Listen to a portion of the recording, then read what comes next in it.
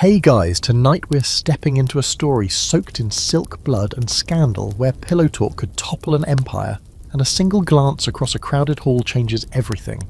This is not a love story the poets would have dared to write down, mostly because the people in it were terrifying, powerful, and definitely not the types you wanted to cross.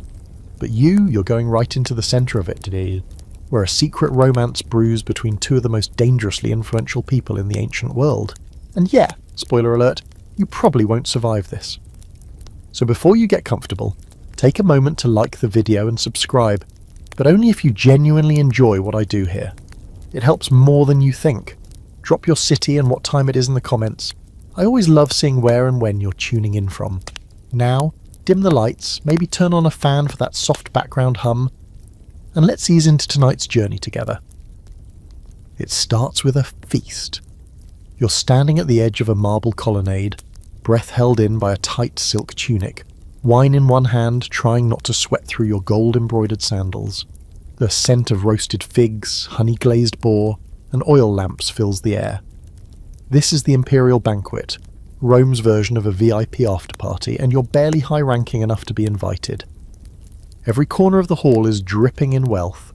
Bronze statues glint with candlelight, harpists strum, delicate notes as peacocks strut between guests, and everywhere people are whispering. You notice her immediately. She's seated high on the dais, surrounded by senators and military officers, but clearly apart from them, tall, draped in deep crimson. Her hair is arranged in a tower of braids held together with tiny golden pins shaped like serpents. Her eyes are unreadable, but you feel them slice through the crowd until they land on someone else, the man just stepping into the hall. He's not dressed for court. His armour is dusted with the sand of some distant province. The scroll tucked under his arm suggests he's just come from delivering news. Military reports, probably. He's sun-darkened, scarred, and doesn't bow low enough when announced. But the Empress doesn't mind. She watches him with the calm intensity of someone selecting the next move on a board game only she understands. And you, for better or worse, are standing close enough to hear her quiet command, "Bring him wine." This, historians agree, is probably where it all began. The woman was no ordinary royal, let's call her Lucilla, based loosely on the historical figure, daughter of Marcus Aurelius, widow of the co-emperor Lucius Verus, and a known political schemer. The man, we'll call him Aelius, a fictional stand-in for the many generals whose careers exploded and sometimes ended under mysterious circumstances. Lucilla had status, money, and a son with imperial blood. Aelius had popularity with the troops and the kind of fame you earn by winning impossible battles in Gaul. They were both useful, they were both dangerous, and very quickly they were both something else. Fascinated. The first thing they shared wasn't a kiss or a whispered confession, it was silence. Not awkward silence, but the kind that buzzes with too much being unsaid. They sat near each other that night, sipping wine with matching smirks while other people talked too loudly around them. She asked about war. He made a joke about politics, neither laughed, but both understood the punchline. Here's the historical fact for tonight. After Lucius Verus died, Lucilla's political future dimmed. She was demoted from co-empress to imperial relative, a massive social drop. But she wasn't the kind to fade into the background. Her presence at state events like this banquet wasn't protocol, it was strategy. She wanted to be seen, she wanted to be remembered. And maybe, just maybe, she wanted revenge. Now, the fringe fact? According to a half-preserved satirical play from the time, yes, the Romans had political satire, a certain unnamed woman in the imperial family was rumoured to charm generals with coded brooches. 1 pin meant, "I want to meet." 2 pins meant danger. 3 pins? Tonight. No, we don't have proof this was Lucilla, but wouldn't it be fun if it was? And here's where historians start debating. Some say Lucilla's interest in Aelius was purely strategic. Marrying him would give her a direct military foothold and maybe even a shot at reclaiming the throne. Others argued it was personal, a woman sick of being a pawn finally choosing her own knight. And some, the more romantic sort, whispered that she really did fall for him, heart first, crown second. But let's be real, it's Rome, nothing's ever that simple. Back at the feast, a musician plucks the final chord of a love song. A tray of olives crashes to the floor, a drunk senator is laughing too loudly at his own joke about foreign provinces, and in the middle of it all, Lucilla stands and dismisses the party with a single lifted hand. People bow, scrape, and exit like waves rolling back from the shore, except Aelius. He stays. A servant beckons him forward. You watch as he follows, boots clicking on the mosaic floor, head unbowed. He disappears behind a curtain of beaded gold thread. No one speaks of it openly, but later you'll hear someone mutter the word consort. Of course, Rome has rules about this. An imperial woman, even a widow, can't just pair off with a war hero, especially not one whose loyalty might still lie more with the army than the throne. But if anyone can bend rules until they scream, it's Lucilla. And tonight, with the palace hushed and torchlight flickering along the marble corridors, you get the creeping feeling that something just shifted under your feet. Whatever they say behind those golden curtains, you'll never know, but it's not innocent. It's never innocent in Rome. You wake to the sound of bells in the forum, temple bells, sharp and metallic, ringing out over the rooftops like a warning. Something happened last night. You can feel it in the air. That brittle kind of stillness that falls over Rome right before things go very wrong. The pigeons are uneasy. The guards at the palace gates are whispering instead of shouting, and the statues of the gods, smeared with fresh sacrificial blood, seem to be watching everything a little more closely than usual. Word spread slowly at first, like honey poured over cold marble. The general was summoned. The emperor spoke to him privately. They were seen walking in the palace gardens at dawn. She in a dark cloak, he in armour still dusted with ash. That's not normal, that's not protocol. By mid-morning the rumours are climbing up every staircase in the city. Lucilla's not just grieving anymore, she's hunting. You see, Lucilla was no stranger to power. She'd been married off young, sent to co-rule from the east with her first husband, Lucius Verus. That sounds glamorous until you realise that every move she made was dictated by her father, the philosopher-emperor Marcus Aurelius. Even her title had been borrowed. When Verus died, likely from plague, though more cynical voices muttered poison, Lucilla was shuffled off the main stage and expected to quietly retire to motherhood and religious ceremonies. She didn't. She waited. Now she was the most eligible widow in the empire, and everyone knew it. You pass through the marketplace later that day and hear her name everywhere. Young scribes mutter about her beauty. Older merchants nod grimly and say she has her mother's cunning. One armour polisher swears that Lucilla visited the barracks in disguise once just to see how the soldiers lived.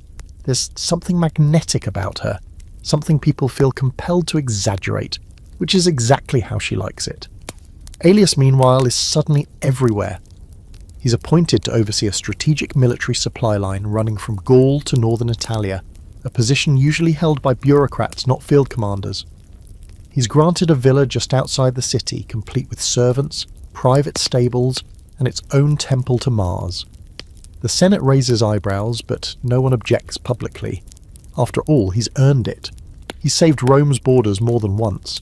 If he wants to live a little closer to the centre of power, who's going to say no? You watch the chessboard reset in real time. He moves into her orbit like a planet pulled too close to the sun. They begin to appear at the same banquets, never touching but always within a few feet of each other. She finds reasons to mention him in the speeches, his courage, his loyalty, his patriotism. He responds with actions, quelling uprisings, personally delivering tribute, escorting senators across dangerous roads like some kind of armoured bodyguard with a political edge. And it's working, for now. Tonight, there's another gathering at the palace. You're not invited, but that doesn't stop you from hanging around the shadows near the kitchens, eavesdropping on servants and drinking watered-down wine that no one will miss. The main gossip tonight is a dream, a prophetic one. Someone claims a priestess at the Temple of Vesta saw Lucilla in a vision, crowned in gold and standing over a crumbling statue of the emperor. That might sound like nonsense, but in Rome, dreams have weight. Dreams can kill. Here's tonight's historical fact. Roman women of the noble birth weren't supposed to hold power, but that didn't stop them. Behind nearly every emperor, there was a mother, sister, or wife pulling strings like a spider in silk. Lucilla was descended from a long line of those women. Domitia, Agrippina, Livia, all of them remembered for the men they manipulated or destroyed. She knew her history and she was rewriting it. Fringe fact, there was a festival that year. One of those half-pagan, half-imperial holidays where people wore masks and role-played as gods. According to one surviving letter, Lucilla and Aelius were seen dressed as Venus and Mars, lovers, divine opposites. The person who wrote the letter, a court scribe named Quintus, burned the original but kept a copy buried under a mosaic floor. It wasn't discovered until centuries later. Is it true? Maybe. Is it juicy? Absolutely. Now for the debate. Scholars can't agree on when exactly Lucilla and Aelius crossed the line from flirtation to affair. Some say it was immediate, that first night behind the curtain. Others argue it simmered for months, a slow build of tension and shared ambition. A third theory, more recent and increasingly popular, suggests they never consummated anything at all, that it was all political theatre designed to rally support without risking scandal. But that doesn't explain the letters, or the locked doors, or the silk belt found in Aelius's villa, embroidered with Lucilla's personal motto. Back in your corner of the palace, you're trying to look like you belong while very much not belonging. You pass a room lit only by a single oil lamp. Through the gap in the curtains, you see Aelius seated on a marble bench, Lucilla beside him, both of them leaning in so closely you can't tell where one ends and the other begins. She's not smiling. Neither is he. Whatever's happening between them, it's serious. It's dangerous. It's not love, not entirely. Suddenly the lamp is snuffed out. You backs away, heartbeat in your throat. You know better than to stay close to stories like this. They have a habit of turning bloody. But as you leave, you hear one more thing, a servant whispering in the hall, warning someone else to stay quiet. The words are soft, but they chill you. They think no one knows, but Rome always knows. You're beginning to notice a pattern. Every time Lucilla appears in public, Aelius isn't far behind. Sometimes he's standing with the praetorians, sometimes seated behind a senator, sometimes mounted on horseback during a triumph, but always there, always watching her. You don't know if anyone else sees it the way you do. Maybe they're all pretending not to, or maybe they're just terrified of what it means. Because here's the thing, Aelius is not just some sword-swinging gladiator with a square jaw. He's smart. Too smart. The kind of smart that gets you promoted fast or executed faster. He knows how to read a battlefield, yes, but he also knows how to read a room, especially one full of paranoid senators and thin-skinned emperors. He doesn't speak often, but when he does, people listen. And lately he's been speaking more. You're at the edge of a military ceremony now, one of those rigid, hyper-formal affairs where bronze clinks against marble, and everyone pretends they aren't freezing in their polished sandals. The emperor, Commodus, is present. He's in one of his better moods today, which still isn't great. His hair's been curled unnaturally tight, and he keeps glancing at the sword strapped to his waist like he wants someone to try something. No one does. Lucilla is beside him, still technically a member of the imperial household, though she always keeps a few feet of air between them, like even being too close might contaminate her. Aelius is stationed across from them. He receives a commendation today for military excellence. Everyone claps. Commodus forces a smile. And then it happens. Lucilla claps too, just once, sharp and deliberate.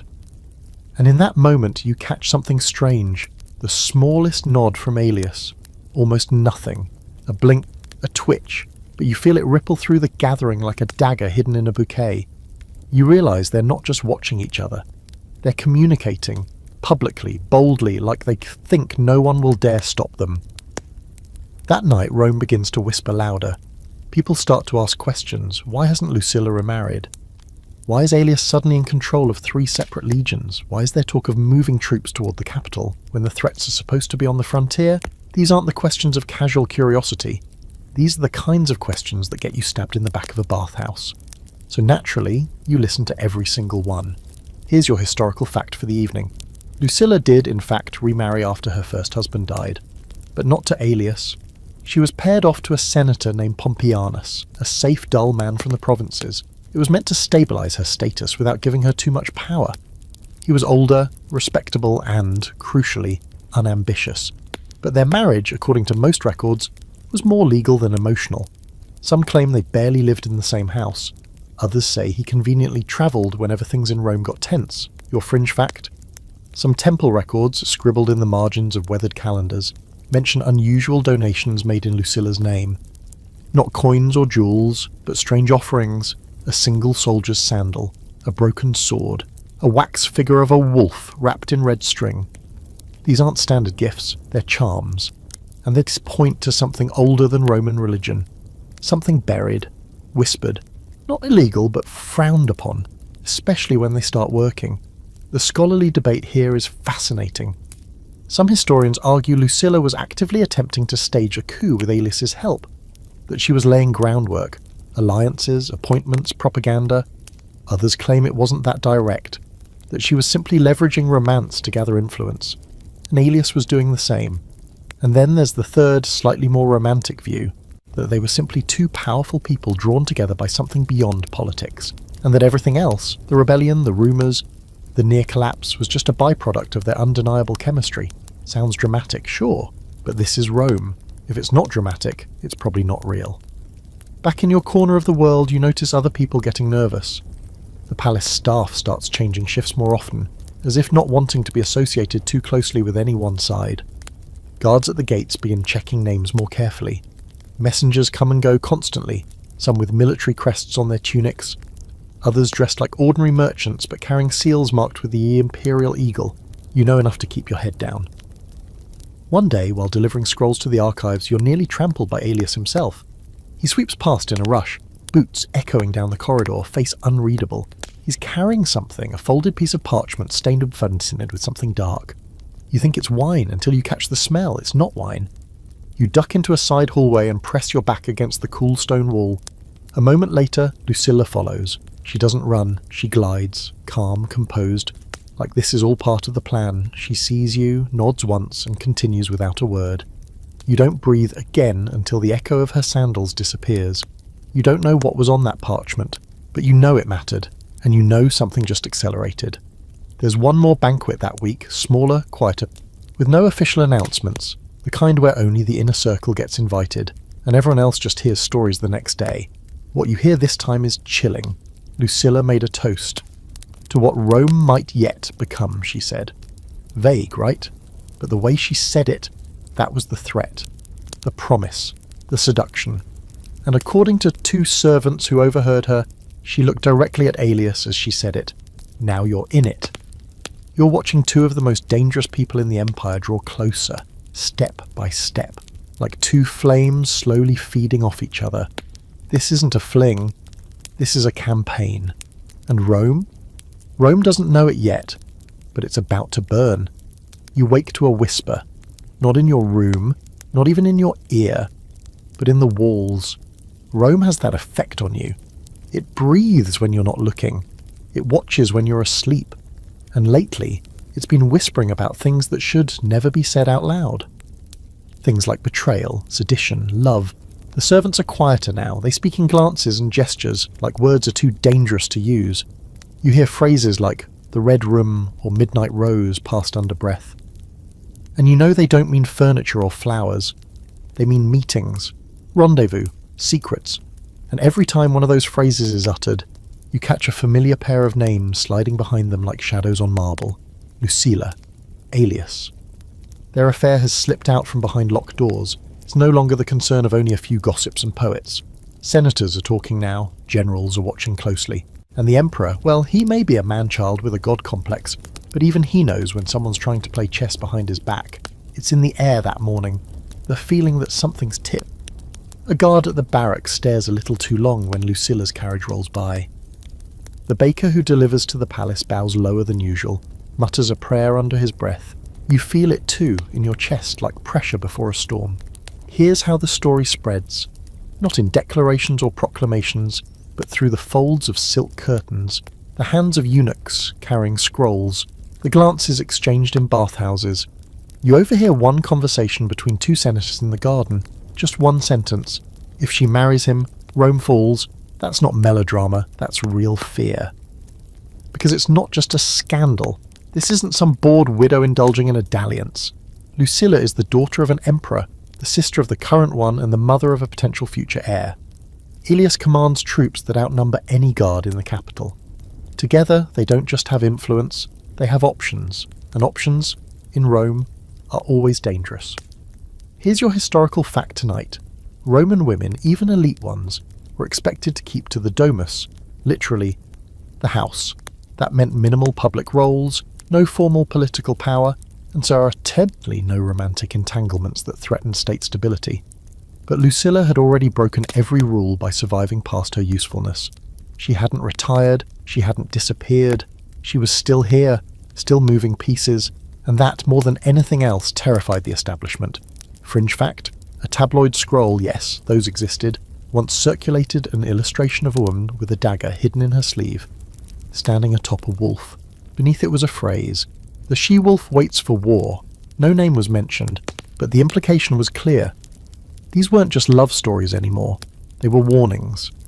Scholars today still debate how much of this was orchestrated by Lucilla herself. Was she feeding the rumours to inflate her own mystique, or were things spiralling out of her control? Some believe she encouraged the gossip, knowing full well it would rattle her enemies and make her seem larger than life. Others argue she was caught in a political web she hadn't fully woven. Either way, what was once a private affair had become a very public liability. And the palace? The palace is not a home anymore. It's a stage. Every corridor echoes with the footsteps of someone listening, someone reporting. You move more carefully now, even your breath feels too loud in certain wings. You know someone has seen you near Lucilla's chambers. You know that if things turn ugly, being a witness might be as dangerous as being involved. You see her once that week, in the courtyard at twilight, standing beneath a column carved with old victories. She's alone, or appears to be. You stop, not daring to interrupt, but she turns anyway, eyes catching yours like a net. For a moment, she looks tired. Not defeated, just frayed, like the thread she's been pulling is finally beginning to snap. Then Aelius steps from behind the statue of Mars. They don't touch. Of course they don't. That would be too obvious. But they're close enough that you can hear the silence between them. It's not romantic, it's tactical. They speak softly, their words lost in the wind, but you can tell from the way she folds her arms and he shakes his head. This is not about love anymore. This is planning, preparation. They're not wondering if they'll be caught. They're deciding what to do when they are. That night, you can't sleep. The palace is too still. Even the birds have stopped chattering in the eaves.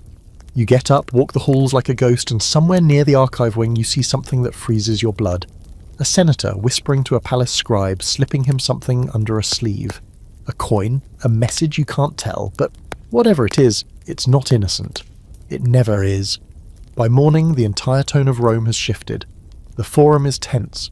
The priests chant a little louder than usual as if trying to smother the rising anxiety. Temple fires burn higher. Someone sacrifices a black bull before noon. That's not standard protocol, that's panic.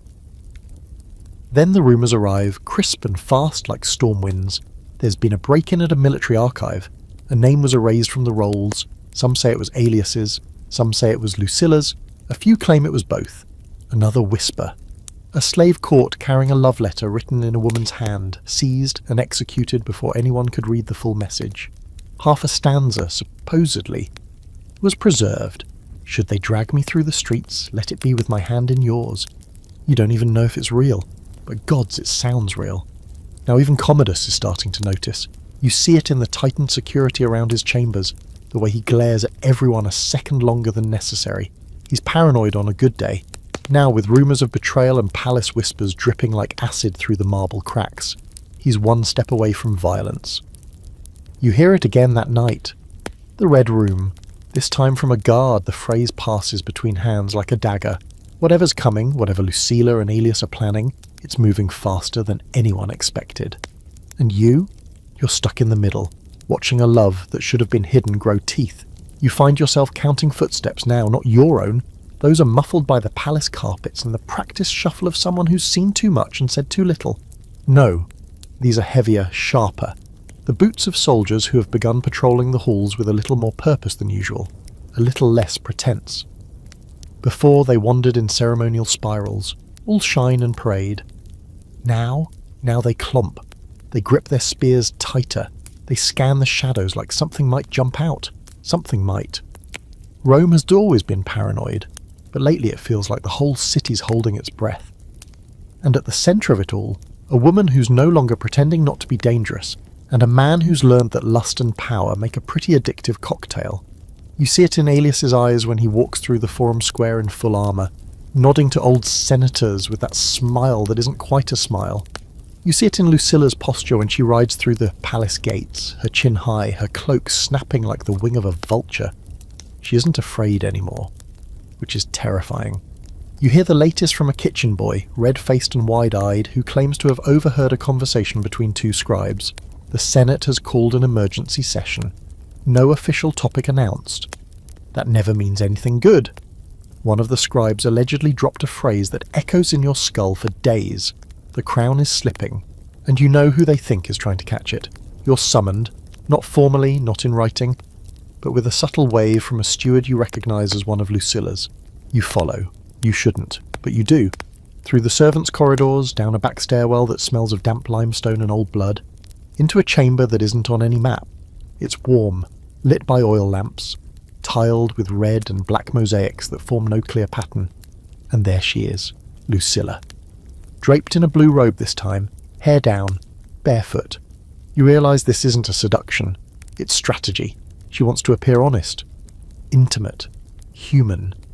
But she's never just one thing, is she? Tell me, she says, what are they whispering about today? You're not sure if she's asking rhetorically, but she's watching you so closely you answer anyway. You, him, the Emperor. She doesn't blink. In that order? You nod. She smiles. Good. Then she waves you off as though that single moment of human contact has served its purpose. You're not angry, you're relieved. Because for all her menace, there's something honest about her ruthlessness. She doesn't pretend not to be dangerous. That makes her more trustworthy than half the men in the Senate. Here's your historical fact for tonight. The Roman Senate had limited actual power during the reign of Commodus, but it still held immense symbolic authority. Any plot, especially one that involved changing the succession or challenging imperial blood, required senatorial support or at least senatorial silence. Lucilla, being a former empress and daughter of Marcus Aurelius, still had allies in that room, for now. Your fringe fact? There's a lesser-known Roman tradition involving birds, yes, birds. The augurs would read omens based on the patterns of flight. One particularly persistent story says that, during this time, a flock of crows landed in the forum, one for each letter in the name Lucilla. No proof, of course, but someone carved it into a wall. So naturally, the myth stuck. Now for the debate. Was Aelius the mastermind or the pawn? Some scholars insist that Lucilla used him, that he was her sword, nothing more. Others argue the reverse, that Aelius had plans of his own and Lucilla was merely a stepping stone. And then there's the third camp.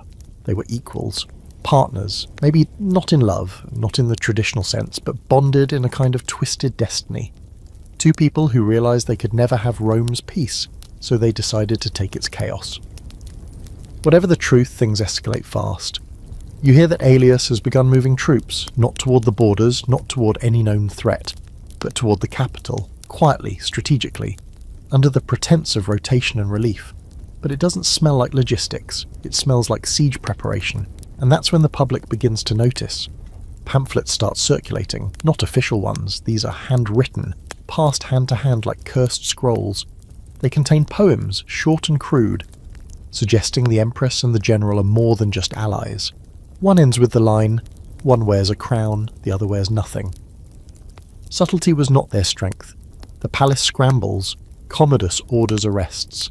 A few scribes vanish overnight. You watch as a boy barely older than you is dragged from the archive room, shouting about prophecy and divine unions. You think about helping, you don't, because now you're scared, not of them, not of Lucilla or Aelius, but of the air around them, of the way everything feels like it's leaning forward towards some invisible cliff. No one's breathing properly anymore. Even the marble floors feel like they're vibrating beneath your feet. That night, Lucilla and Aelius appear at a theatre performance together. Officially, they're seated apart, but they arrive at the same time. Their gazes linger too long during the love scenes, and when the play ends, a dull tragedy about loyalty and war, Lucilla rises first, and Aelius follows 3 steps behind. Not side by side, not yet, but close enough to make every tongue in the place wag like a dog in heat. Afterward, a high-ranking priest is said to have approached Lucilla and offered a quiet blessing for unity. Whether it meant political or marital, no one knows, but the Emperor hears about it, and he does not laugh. You don't sleep again that night, not because of fear, because of anticipation, because this isn't just a scandal anymore. It's a storm. And you're standing in the eye. The wine tastes funny tonight, not in the usual way where it's been watered down by a servant trying to stretch the amphora. Or steep too long with rosemary and dates until it tastes like cough syrup. No, this time it's off. Metallic. Sharp. A whisper of something bitter hiding beneath the sweetness. You're not important enough to be poisoned, but the thought still flits across your mind as you watch a goblet tremble slightly in your hand. Because lately, everything's starting to feel poisoned. Not literally, though who knows, but metaphorically. The air in the palace is thick, syrupy, paranoid. The gossip that once tickled the ears now coils around necks. Guards who once leaned on their spears with casual laziness now stand rigid at attention. And behind closed doors, everyone is trying to guess who will make the first move. The lovers or the Empire. You're in the hallway when it happens, a servant, one you vaguely recognise. The freckled one from the West Wing collapses, right there in the corridor, arms trembling, face twisted in agony. His mouth foams, 2 guards shout, someone yells for water, but it's too late. By the time his body stops convulsing, the silence is loud enough to crack marble. The whispers begin instantly. Poison. And not random poison. Targeted. Calculated. The sort of poison that says, I know you know something. Within hours, 4 more servants disappear. 2 from Lucilla's wing, 1 from the records chamber, and 1 who used to brush Aelius's horses. Gone. Not officially, just not there anymore. And so, of course, now everyone suspects Lucilla. Or Aelius, or both. Who else would use poison to clean up loose threads? But here's where things get weirder. The poison is not one Rome typically uses. It's not hemlock or belladonna, or the usual cocktail of the noble toxins. The palace physician mutters about something foreign, perhaps Egyptian, something rare and ceremonial. Too expensive for anyone but someone very high in power to even access. So now the story spreads. Not only are the lovers eliminating witnesses, they're using exotic means. That kind of detail doesn't stay in the shadows for long. By morning, someone's carved a snake into the side of the temple wall. Just 1 line of graffiti below it. Venom in velvet. That's how Rome works. Symbols first, action later. Here's your historical fact for the night. Poison was a real concern in ancient Rome, especially among the elite. The Roman Senate even created a law, the Lex Cornelia de Sicariis et Veneficiis, specifically to address assassins and poisoners. But enforcement was uneven, and accusations were often politically motivated. You could kill 12 people with poison, and as long as they were enemies of the state, no one would blink. But poison someone connected to the imperial family, that's a death sentence. Fringe fact? There were entire books now lost that listed which wines masked which poisons best. A few fragments remain. One suggests that thick, honeyed wine from Carthage was best for disguising metallic aftertastes. Coincidentally, that's the same kind of wine served at last night's banquet. The one where Aelius was unusually quiet and Lucilla smiled too often. Now for the scholarly debate. Who started the killing? Some historians argue it wasn't Lucilla or Aelius at all. They believe it was Commodus' own men stirring the pot to draw out a reaction. After all, paranoia is one of the Emperor's favourite weapons. Others claim Lucilla, ever the strategist, began the quiet purge of anyone who knew too much. And a third theory? It wasn't murder. It was a message, a demonstration. Not to eliminate a threat, but to remind everyone what was at stake if they chose the wrong side. Meanwhile, back in the real world, you can't even look at a cup of wine without second-guessing your future. The courtiers start wearing little charms again.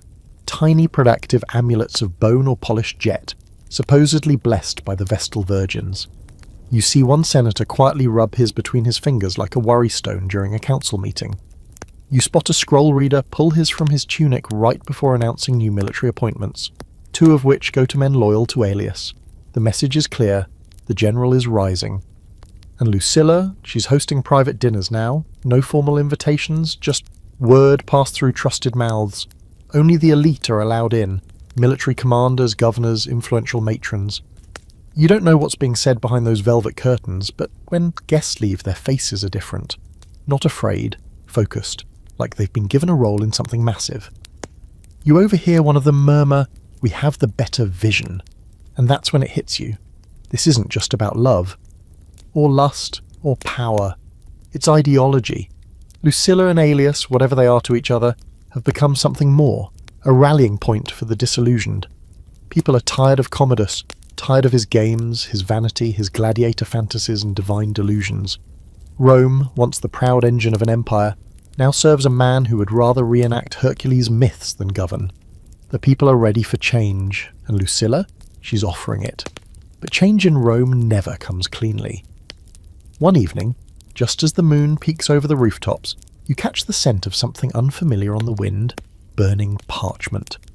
Not unusual by itself, except it's coming from the sealed archives. That's not where trash is burned. You sneak closer, peek through the iron lattice. Your scrolls, dozens of them, piled high and lit with oil. A figure in dark robes tosses one final scroll onto the flames. The label catches light. Line of succession. You back away before they see you, heart pounding. Whatever Lucilla and Aelius are planning, it's not just seduction or whispers, it's erasure, reinvention, rewriting who rules, and you're now part of a story that someone is trying very hard to destroy. The message arrives folded inside a fig. Not just any fig either. One of those plump, late summer ones, glazed in honey and served on a silver tray during a midday meal you definitely shouldn't be attending. You're refilling wine goblets when you spot it. A scrap of parchment, creased tightly and slick with syrup peeking from the soft purple flesh. No name, no seal, just a single sentence written in a hurried hand. Letters are being opened. You nearly drop the tray, not because you're surprised, but because you already suspected. The whole city has. For weeks now, things have been vanishing mid-transit. Private messages delayed or rerouted, answers that arrive days late, if at all. And then, just last night, a soldier was caught trying to copy an official order behind a bakery. His hands were chopped off at the wrist. His tongue followed. The scrolls aren't safe anymore. Which is ironic, because Lucilla and Aelius started with letters. Their romance, or their rebellion, depending who you ask, was born in ink. At least that's the version whispered by couriers and scribes, and the first letter supposedly came after their second private meeting. Aelius had gone north on campaign. Lucilla had remained in Rome. The note was short, poetic, vaguely threatening, something about 2 swords, 1 cause, and no more waiting. No name signed, just a drawn serpent with twin heads. She was subtle like that. And he? He wrote back. What followed was months of carefully coded correspondence. Not the usual ciphered nonsense either. Actual riddles, historical allusions, mythological references only a fellow elite would catch. She'd reference Helen of Troy, he'd respond with Achilles. One scroll apparently contained a detailed report of a battle, but the first letter of every line spelled out Veniam Nocte. Come at night. Romantic? Maybe, but also risky, because letters leave trails, and in Rome trails get people killed. You hear from a stable boy, whose ears are sharper than any tutor's, that an intercepted message was recently discovered, unsealed, unmistakable. It didn't name names, but it mentioned our shared crown, our cause, and something about restoring balance by breaking it first. Vague enough to deny, specific enough to raise every eyebrow in the Senate.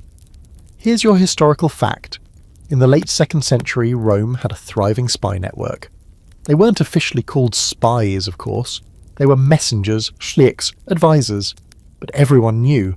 Letters were routinely opened and copied, then resealed using wax molds to disguise the intrusion. The imperial post itself was a sieve, leaking secrets in every direction. Fringe fact? Some nobles hired personal letter eaters. Yes, that's exactly what it sounds like. Trusted slaves trained to literally chew and swallow messages if caught. There's even a story, half myth, half report, about one of Lucilla's slaves who died with half a scroll lodged in his throat. The contents were never recovered, though the rumour was it detailed a map of palace escape tunnels. Now the debate. Were Lucilla and Aelius careless or calculated? Some scholars say their letters were deliberate traps, meant to be intercepted, to spread fear or mislead the emperor's inner circle. Others think they were reckless, caught up in their own sense of invincibility. A third group believes the letters weren't romantic at all, but political documents disguised as flirtation. You know, the kind of pillow talk that ends with troop movements and dead senators.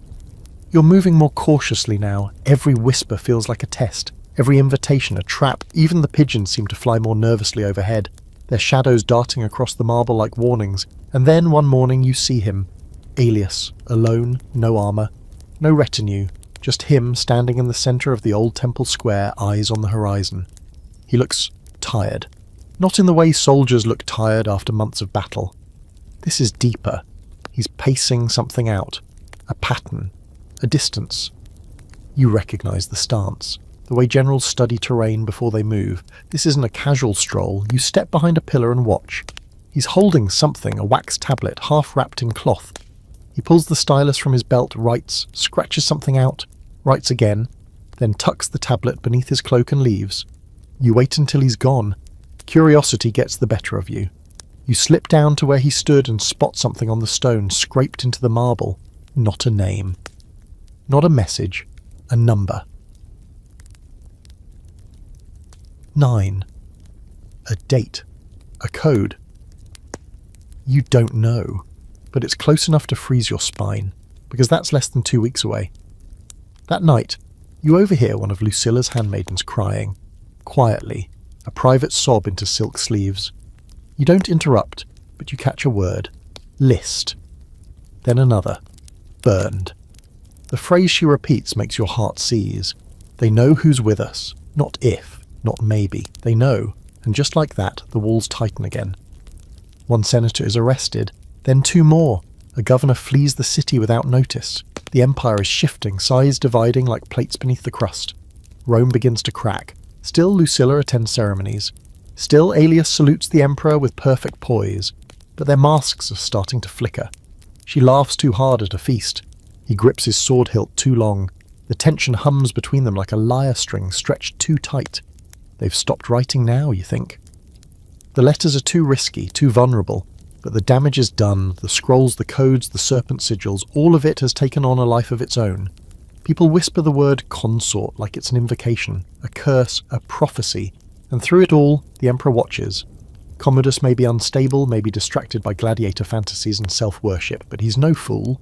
His eyes linger longer on his sister during public ceremonies. He questions more decrees. He dismisses more guards. His smile is stretched too thin. He knows something's coming.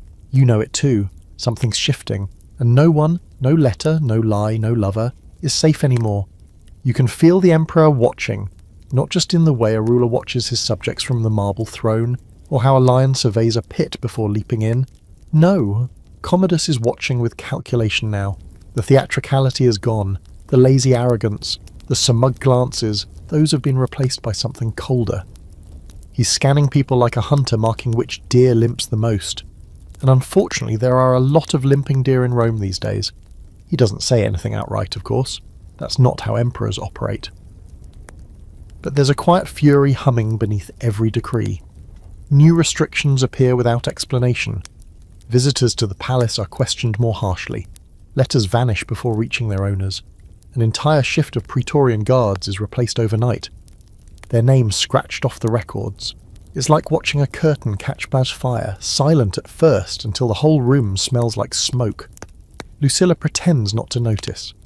She continues hosting her quiet dinners, meeting with senators, wearing purple in subtle defiance of tradition. Purple, reserved for emperors, not widows, not women, but she doesn't care anymore. She knows eyes are on her. She knows Commodus suspects something, and if that worries her, she doesn't show it. She wears her defiance like perfume, and Aelius? He's changed too. Gone is the laughing general who once disarmed enemies with a glance. In his place is a colder version, sharper. The man who made his reputation on bloody campaigns now walks the palace with the stiffness of someone ready for betrayal at any second. He's polite to the emperor always, but never deferential, never quite loyal. His eyes betray him just for a moment when Lucilla speaks, and Commodus sees it. You hear about it second-hand as always, this time from a palace attendant who accidentally walked into the throne room during a conversation that should have been private. The emperor had been speaking to the head of the Praetorian Guard. Only one sentence was audible before the attendant fled, but it was enough. If she thinks she's still a daughter before she's a corpse, she's wrong. Brutal, cruel, but also scared. Because here's your historical fact tonight. Commodus was wildly insecure. Despite being the son of Marcus Aurelius, one of Rome's most respected emperors, he never lived up to the ideals of his lineage. He craved adoration, not leadership, glory, not governance. And when that glory was threatened, by rebellion, by satire, by even the whisper of disloyalty, he lashed out. Usually too hard, usually too late. Fringe fact, Commodus once executed a nobleman for dreaming that he wore the purple robe. A dream. When the accused tried to argue he couldn't control what he dreamed, Commodus supposedly replied, "Then you should have dreamed I stayed emperor." That's the kind of man now watching Lucilla and Aelius. And here's the debate. Was Commodus just reacting to paranoia? Or did he have proof? Some claim he had intercepted scrolls, captured messengers, even coerced confessions from tortured slaves. Others argue that he had nothing, just the tremble in his gut when he saw his sister speak too confidently and her favourite general nod too subtly. The third view? He didn't care about proof. The moment he felt like he was losing control, that was enough. You start noticing the signs, the shift in temperature, the way the guards' sandals echo louder at night like they're marching for intimidation now. One day you find a statue in the gardens, an old one of Marcus Aurelius, with its nose chipped and a crack running straight through the heart. Maybe an accident, or maybe a message. Lucilla sees it too. She walks past it during a rare daytime stroll, Aelius at her side. Neither of them comments, but you see her glance linger on that crack. And you know she understands. Rome is sending her signals, warning her, maybe daring her. That same evening, a senator named Tullius disappears. No trial. No announcement. He'd been a guest at one of Lucilla's private dinners just 2 nights before.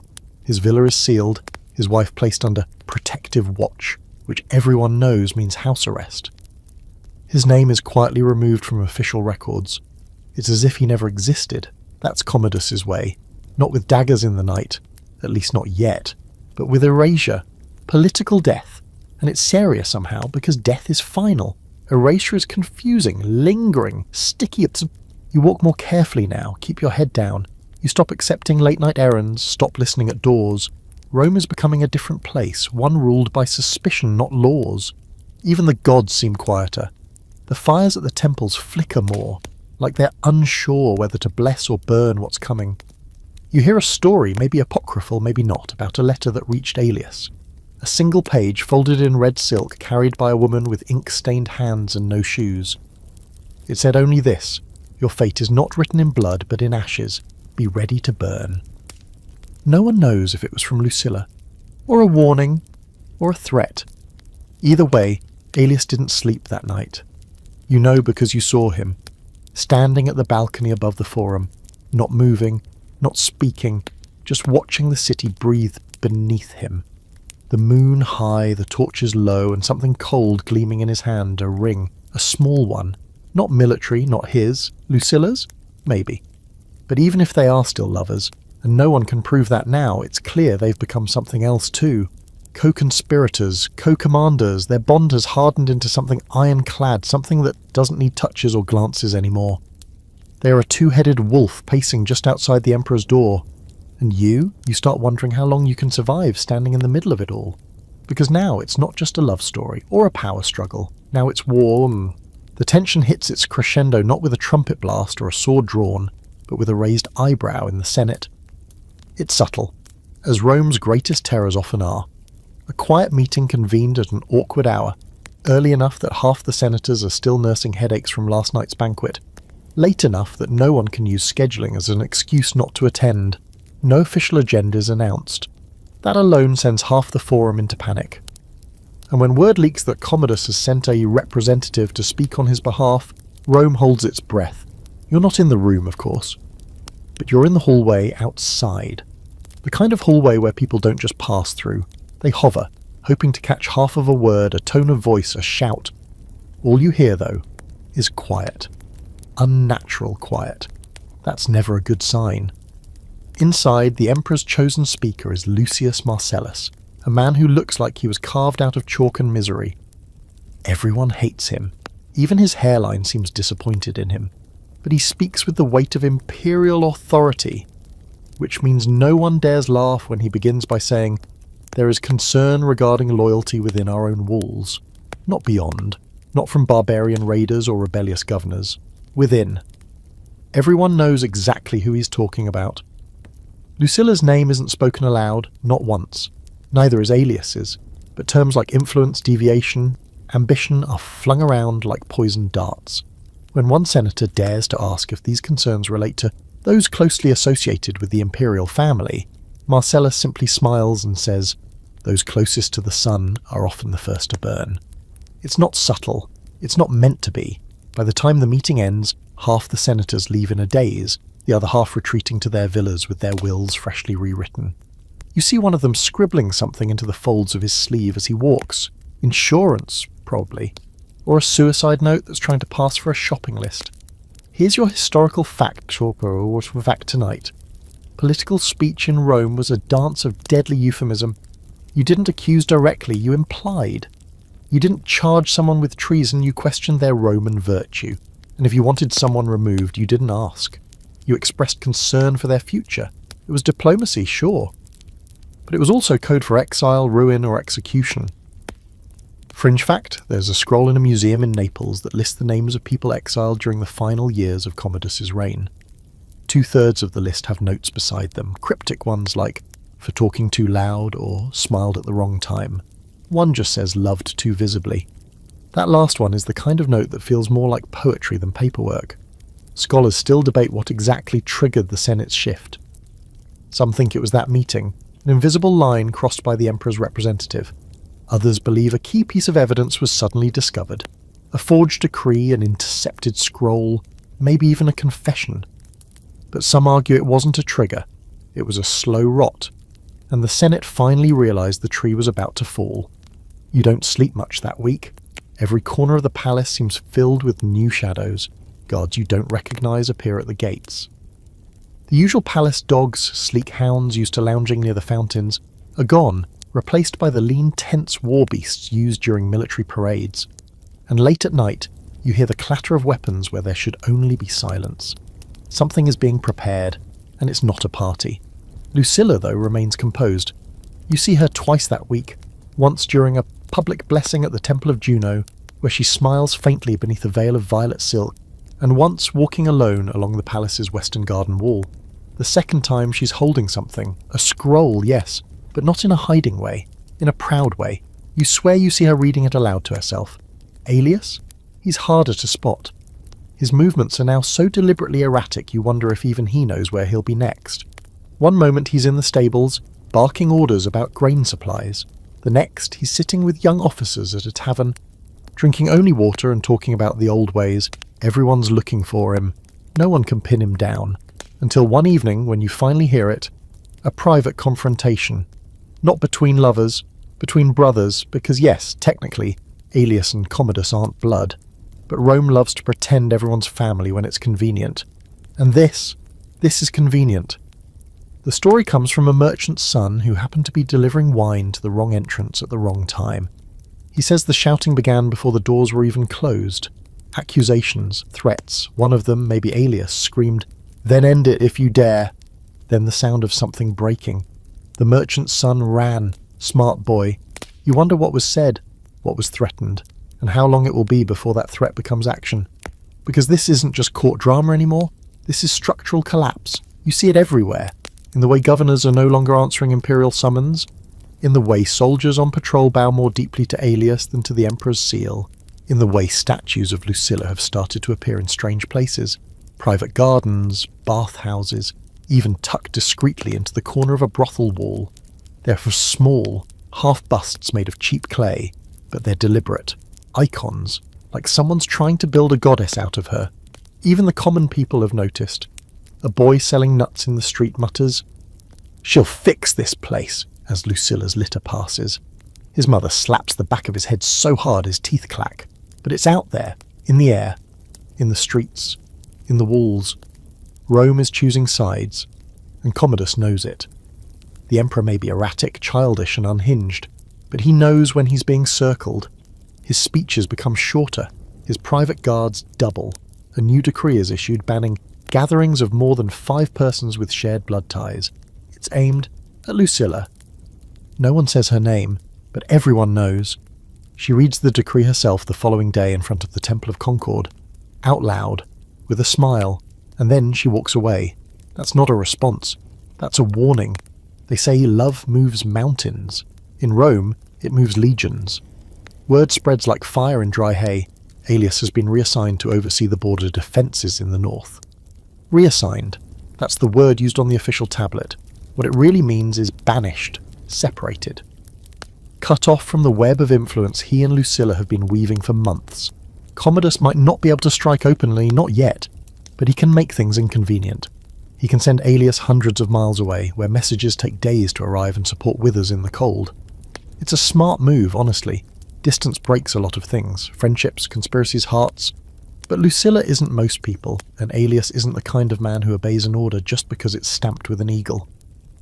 The news of his reassignment arrives at the palace the same day a small riot breaks out in the forum. No one connects the two publicly, but everyone feels the undercurrent. A fight between grain suppliers, supposedly, dispute about weights and payments, but the timing is suspicious, and when you hear that one of the men involved kept shouting, "We bleed for her!" you start to suspect the riots were never about bread. They were about Lucilla. You see her that evening, standing at the balcony overlooking the city as the sun dies behind the aqueducts. She's not in her usual velvets or crimson robes tonight. She's in white, simple, clean, dangerous. She looks like a ghost that knows it's going to outlive everyone. That's when you notice the seal in her hand. A ring. Not the one she usually wears with the imperial crest. This one is older. It bears the emblem of Mars, the god of war. It's Aelius's. Somehow, some way, it's made its way back to her. Either a message, a goodbye, or a promise. You don't know which is worse. Here's your historical fact, but Roman generals were often reassigned not for tactical needs, but for political maneuvering. Sending someone to Gaul or the eastern provinces was as much about keeping them away from Rome as it was about border control. It was exile dressed up as honour. And if a general happened to die in the field, well, Rome was always full of martyrs. Fringe fact, there's an obscure diary, half-charred, possibly fake, but just believable enough, that claims Lucilla once sent Aelius a lock of her hair braided with gold thread before he left on a campaign. The message attached said, "So you don't forget the empire behind you." Scholars dismiss it, of course, but that diary? It vanished from the archive within a year of its discovery. The scholarly debate centres around one maddening question. Was Aelius's reassignment part of Lucilla's plan, or the thing that shattered it? Some historians argue she anticipated this, knew that Commodus would try to divide them, and had already set things in motion to make distance irrelevant. Others believe it was the breaking point. That without Aelius physically in the capital, her influence began to rot.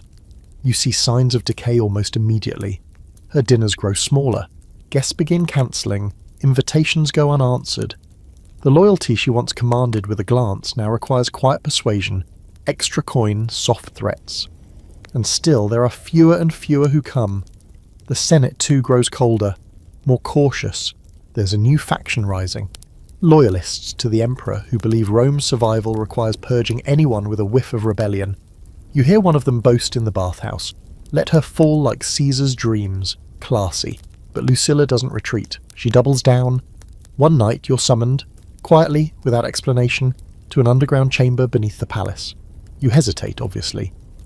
Because who wouldn't, but you go, curiosity's a disease like that. The room is small, torch-lit, and smells like old papyrus and wet limestone. She's waiting inside, seated behind a marble table etched with old family crests. There are 3 people with her, none you recognise, but their posture screams soldier, not senator. She gestures for you to step closer. You do, and then she says something that chills you to your core. Tell me what they're saying in the kitchens, not the Senate. Not the guards, the kitchens. She's not gathering gossip, she's gathering morale, measuring it like wine in a goblet, calculating the moment it will overflow.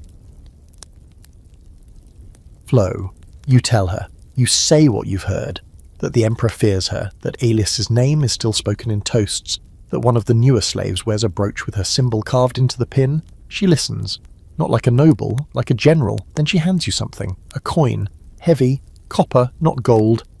One side bears the head of her father, Marcus Aurelius. The other side is blank, polished so smooth it almost shines. Keep it, she says. If you're ever stopped, say you're on family business. You don't ask what she means. You don't want to know. You leave the room with your stomach flipping and the coin burning in your palm. It's not currency. It's protection. Or maybe a death sentence, depending on who finds it. That week, 3 more minor officials disappear. A 4th is found floating face down in a fountain near the Temple of Saturn. No one says it out loud, but everyone knows it's Commodus. Testing the waters, seeing who notices, who mourns, who panics. Lucilla doesn't flinch. She attends every ceremony, smiles at every senator, hosts a public reading of Virgil in her private garden, even invites the emperor himself to a feast in her honour. He declines, of course, but the invite alone is its own power move. She's not hiding, she's daring. That's when the letters start again. Not between her and Aelius this time. These are different, wider, strategic. Little notes passed hand to hand across Rome and beyond. Letters that whisper of change, of a better Rome, of a coming tide. They're unsigned, but everyone knows the tone, knows the cadence.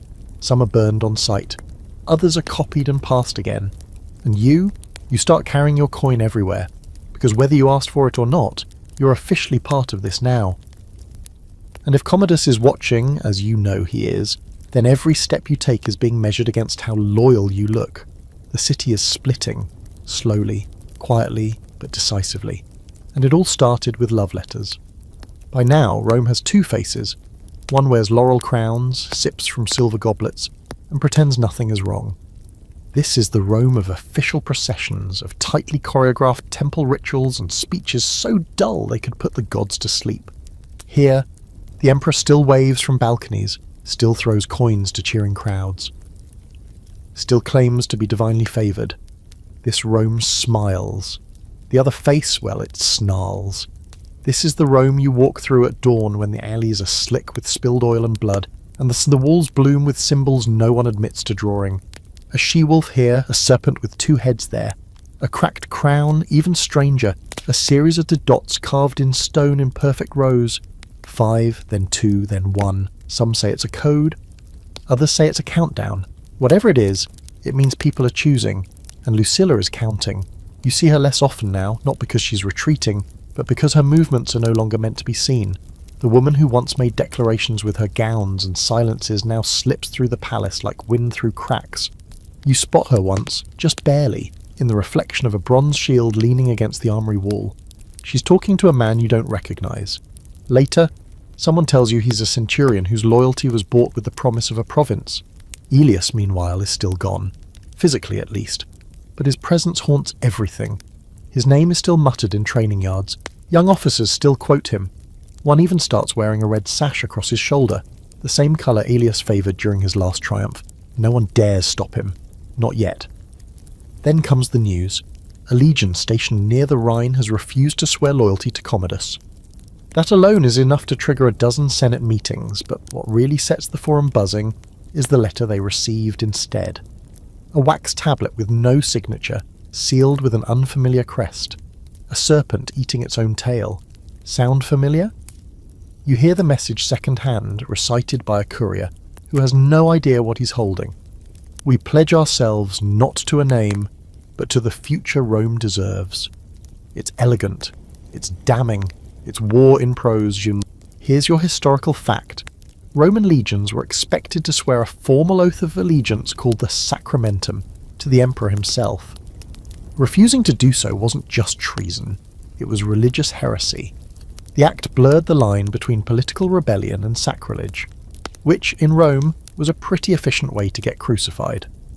Fringe fact: some rebels used signal rings, spinning copper bands with rotating emblems to indicate which side they supported. One of these was recovered centuries later from a collapsed villa just outside Rome, a ring with a tiny image of a woman holding a torch. Underneath her feet, a lion turned away from the viewer. Some scholars believe it represented Lucilla herself, illuminating the empire while the emperor turned his back. And here's the scholarly debate. Did Lucilla send the letter to the Rhine? Was it her hand that wrote those lines? Her seal that closed it? Or was it Aelius writing in exile, still playing general from afar? A third theory insists the message came from neither of them, just one of their many silent followers, proving that the rebellion had outgrown its founders. The idea had become more powerful than the people behind it. You don't know which theory is true, you just know the city is bracing for impact. The emperor responds, of course, he always does, though never fast enough to seem in control. His answer is theatrical, a speech delivered in full gladiator armour. Standing in the Colosseum, flanked by a lion on a chain and two frightened priests trying not to pass out. He roars about loyalty, divinity, betrayal. His voice cracks halfway through. The lion falls asleep. The crowd cheers out of habit. Later that night, a senator is poisoned, not discreetly, He dies in full view of the public during a banquet while raising a goblet of wine that apparently disagreed with him. The rumour? He'd spoken well of Lucilla the day before. You don't know if it's true, but it doesn't matter. Everyone believes it, and fear works just as well as fact.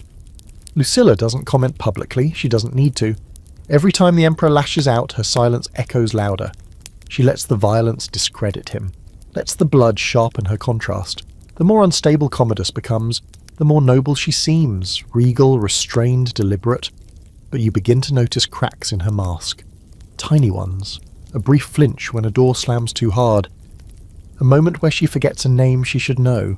You hear from a steward that she's begun speaking in her sleep, softly, but always the same phrase. No crown is worth this. And still she doesn't stop. She meets with governors, with old friends of her father. She quietly ensures that when Aelius returns, he won't be alone. There's a plan. You can feel it forming, like storm clouds pulling tight behind the mountains. Then comes the scroll, you find it tucked in your cot one morning. You don't know how it got there. You're not important enough for messages, but here it is, sealed in wax, blank on the outside. You break it open with shaking hands. Inside, one line. 12th. 9th. Hold the garden door, you're not invisible. You sit with that message for a long time. It means you've been seen. It means they trust you, or need you, or both. And that date? That number Aelius carved into the stone weeks ago? It's not a code, it's a deadline.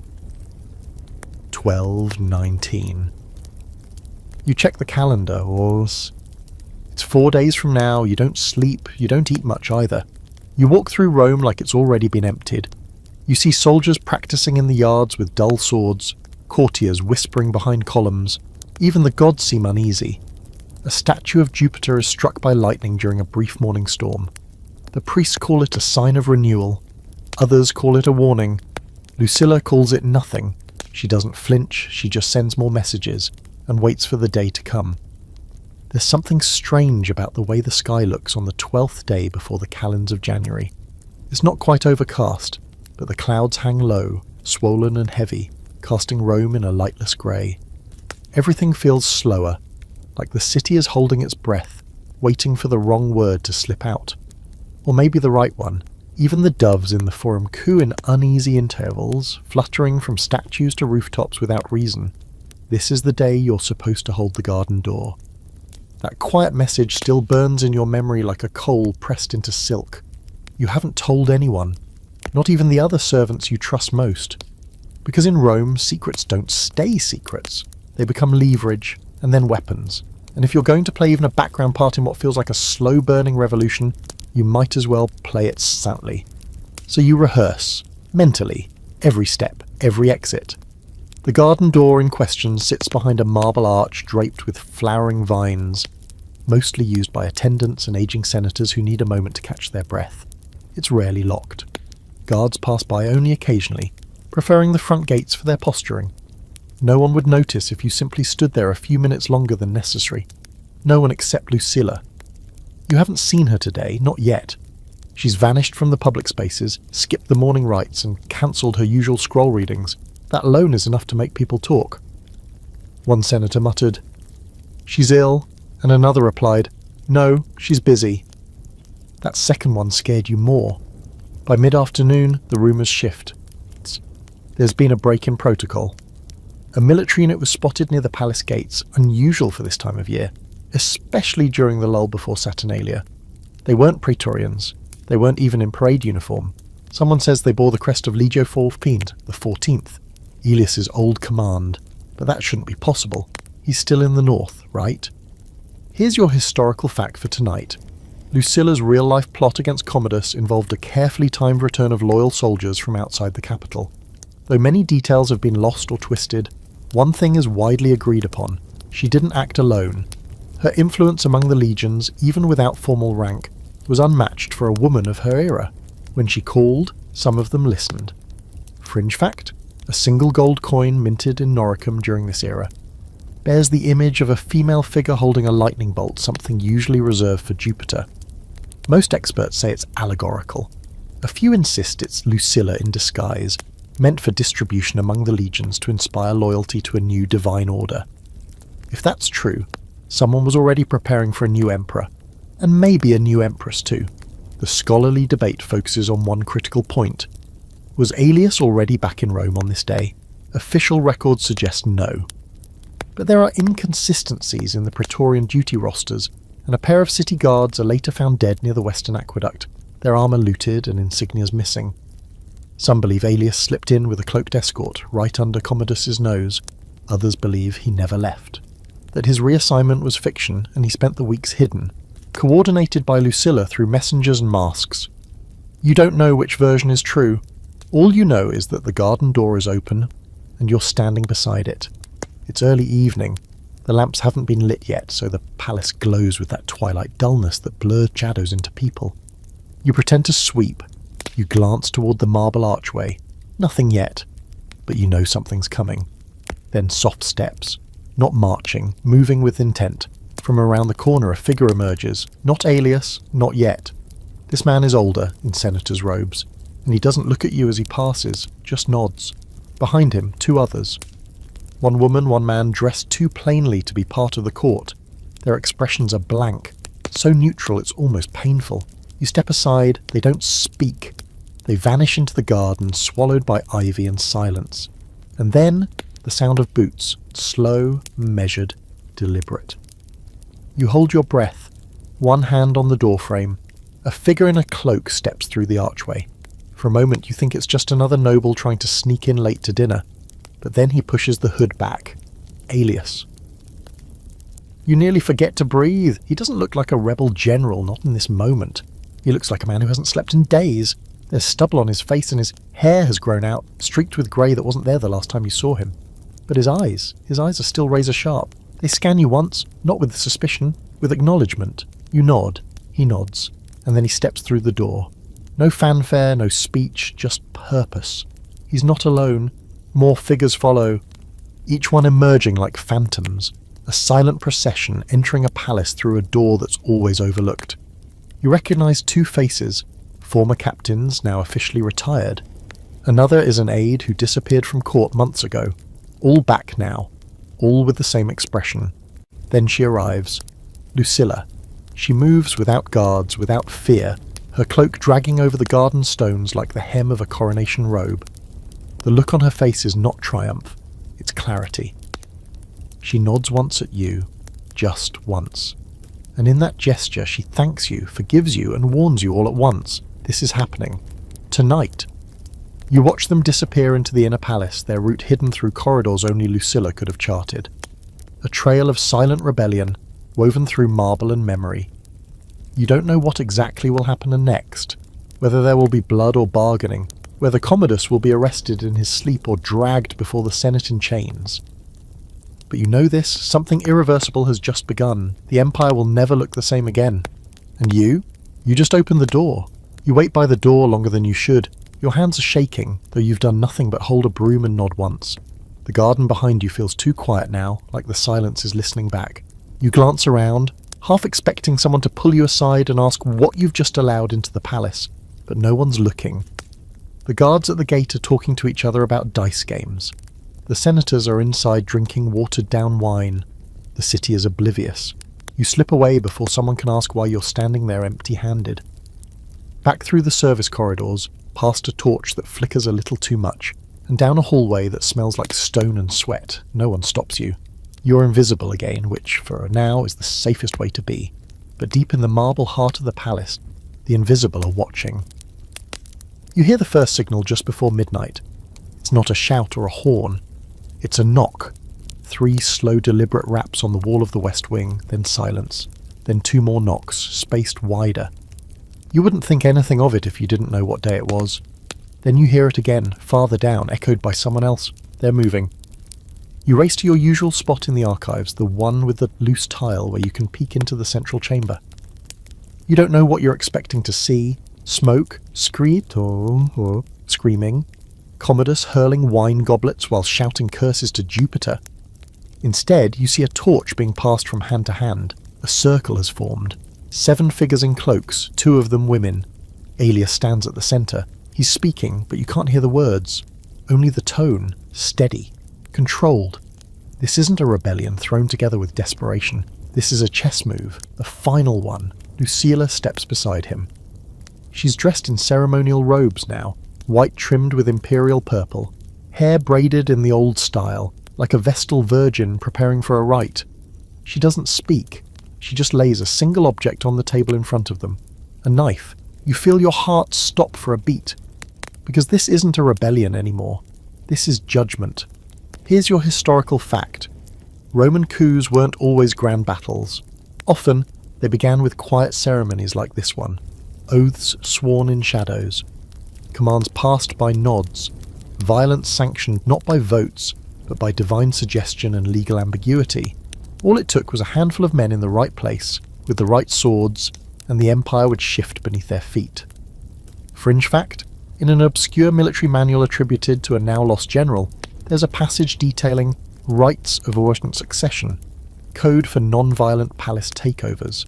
The ritual required an oath, a symbolic object, usually a weapon, and a vow made by torchlight. Some historians believe this ritual was performed exactly once during the reign of Commodus. No names are listed, but the timing fits. The debate among scholars is always the same. Did Lucilla intend for Commodus to be removed, or killed? Some argue that she hoped he would step aside quietly, that his advisors could convince him to abdicate. Others say she knew better, that emperors don't retire, they die, and she was preparing for that. Whatever her true intention, you watch the next part unfold with hands pressed to your mouth. Aelius kneels. Lucilla places the knife in his hand. He looks at it, just for a moment, then hands it to one of the cloaked men. The torch is passed again. The knife vanishes beneath a robe. You know exactly what's about to happen. The emperor is going to die tonight. You want to believe there will be a final speech, a dramatic moment, maybe even a chance for Commodus to see who's betraying him and beg, rage, or strike back. There isn't. The emperor is asleep in his quarters, surrounded by servants who've already been bribed, guards who've already looked away. The only witness will be the man carrying the knife. You never see him again. You don't even know his name. All you know is that by dawn everything is different, but not in the way you expect, because the next morning Commodus is still alive. He emerges from his chambers late, bleary-eyed, shirtless, demanding water, and complaining of stomach pain. His servants hover nervously. One of them, a boy who always wears sandals too large, keeps looking at the floor, not at the emperor, at the stain on the rug. You hear about it hours later. The knife never reached its mark. It was found beneath the bed, unsheathed, bloody, but not with imperial blood. One of the guards was dead, throat cut. An assassin had entered but had been intercepted. Whether by mistake or betrayal, no one knows. Commodus lived. For now. And Rome is on fire. Not literally, not yet, but emotionally, politically. The streets hum with confusion. The Senate is in chaos. Soldiers are recalled. The palace is locked down. And Commodus, paranoid, furious, shaking with rage, has begun ordering arrests. Lucilla doesn't run. She appears that afternoon in the Temple of Mars, calm and dressed in white, praying with an open scroll in her hand. A show of innocence. A dare. A warning. You see her lips move. You see the way her eyes do not lift. But later that night, her chambers are sealed. Guards take position at her doors. The emperor says nothing publicly, but Rome knows, and you saw it all. You held the door that began a coup. You watched the torch pass. And now, with every passing hour, you're waiting for the empire to decide whether this ends in forgiveness or fire. By morning, the city is vibrating, not with noise, though there is plenty of that, but with tension. Every step on the cobblestones feels charged, like sparks dancing just beneath the surface. Rome doesn't erupt all at once. It creaks, shudders, and then cracks with the sudden finality of breaking marble. And today, it is very close to breaking. The news is out. There's no more whispering behind curtains or half smiles exchanged over goblets of wine. Word has leaked, slid through the palace gates like oil. Someone tried to assassinate the emperor, someone with access, someone from inside, but of course that's not even the real news. The real story is that Commodus survived. You hear it from a flower seller in the Forum of all people. She says, "The gods won't take him. Even the underworld spat him back." She says it with a laugh, but her hands shake as she arranges violets. because now that he's still breathing, there's only one question in everyone's mind. Who's next? Commodus doesn't wait long to respond. He never does. By midday, the first of the decrees is issued, handwritten by imperial scribes and delivered to every major district in the city. It's not subtle. It names no names, but it drips with fury. Any who conspire with chaos will be met with fire and rope. The gods demand order. The empire will be purified. Purified. You know what that means, and so does everyone else. The arrests begin that evening, quietly at first. A senator pulled aside on his way home. A minor noble's steward taken in for questioning. Then a whole wing of the palace staff is replaced overnight. You recognise one of the faces among the missing. A servant who once spilled oil near Lucilla's chambers. He was always too curious. By nightfall, the first public execution is announced. You're there, not because you want to be, but because you're swept along in the crowd like driftwood in a flood. The condemned is a young man, not important, not famous, a former military courier, charged with delivering seditious material. You know that means letters. You know whose letters they're talking about. The execution is efficient. No fanfare, no speech, just a sword, a stone platform, and a silence so dense you feel it in your teeth. This isn't justice, this is a warning. Here's your historical fact tonight. Commodus was infamous for his purges, waves of politically motivated executions that had little to do with guilt and everything to do with control. He used fear the way other emperors used armies. During one of his longest purges, over 300 people were executed in under 2 weeks, many for nothing more than association with perceived traitors. Fringe fact, there's a letter now kept in the archives of a monastery near Bologna, allegedly written by a woman from the imperial household during this time. In it she describes a wall of subdusts growing within the palace. Her final line reads, "We breathe still, but each breath is borrowed." The scholars can't decide whether the purge was a panicked overreaction or a planned response. Some argue that Commodus always intended to eliminate threats and simply waited for an excuse. Others believe he truly feared for his life and lashed out in a haze of terror. A third theory claims that his advisors, especially a particularly ambitious chamberlain, pushed him into bloodshed to protect themselves. You believe all of them, because you've seen it happening. You've walked past the empty rooms, smelled the smoke of scrolls being burned, watched as names vanish from doorways. You pass one hallway that used to be bustling with scribes and now echoes like a tomb. Lucilla remains sealed in her quarters. No word, no appearances, no explanations, but she hasn't been executed, not yet. That fact alone is stunning. Commodus, for all his instability, has paused just before the edge. Some say he's hesitating because of love. Others because he knows killing a member of the imperial family, his own sister no less, would send shockwaves even he can't control. The Senate is divided. The people are torn. She still has supporters, silent ones maybe, but powerful. So he waits. And she waits. You sneak near her chambers once, just to see, just to know. The guards at her door don't look angry or triumphant. They look scared. One crosses himself with a gesture borrowed from the East. Superstition maybe, or respect, or guilt. Through the crack in the wall you hear something, Lucilla singing. Softly, a lullaby. The same one you heard her hum once to her son years ago when he was sick with fever. You don't know whether it comforts or unnerves you. She's not broken, not afraid, she's waiting. And then come the rumours that Aelius escaped the palace, that he never entered it at all, that he's been seen near the city gates, cloaked and mounted, speaking to merchants in whispers, that he's gone to the legions, that he's raising support, that he's returning with 5,000 men, or 10,000, or that he's already in the palace catacombs planning the next strike. You hear every version. You believe all of them. Because if there's one thing Rome excels at, it's taking truth and soaking it in legend until it's too slippery to hold. The guards are tenser now, the streets emptier.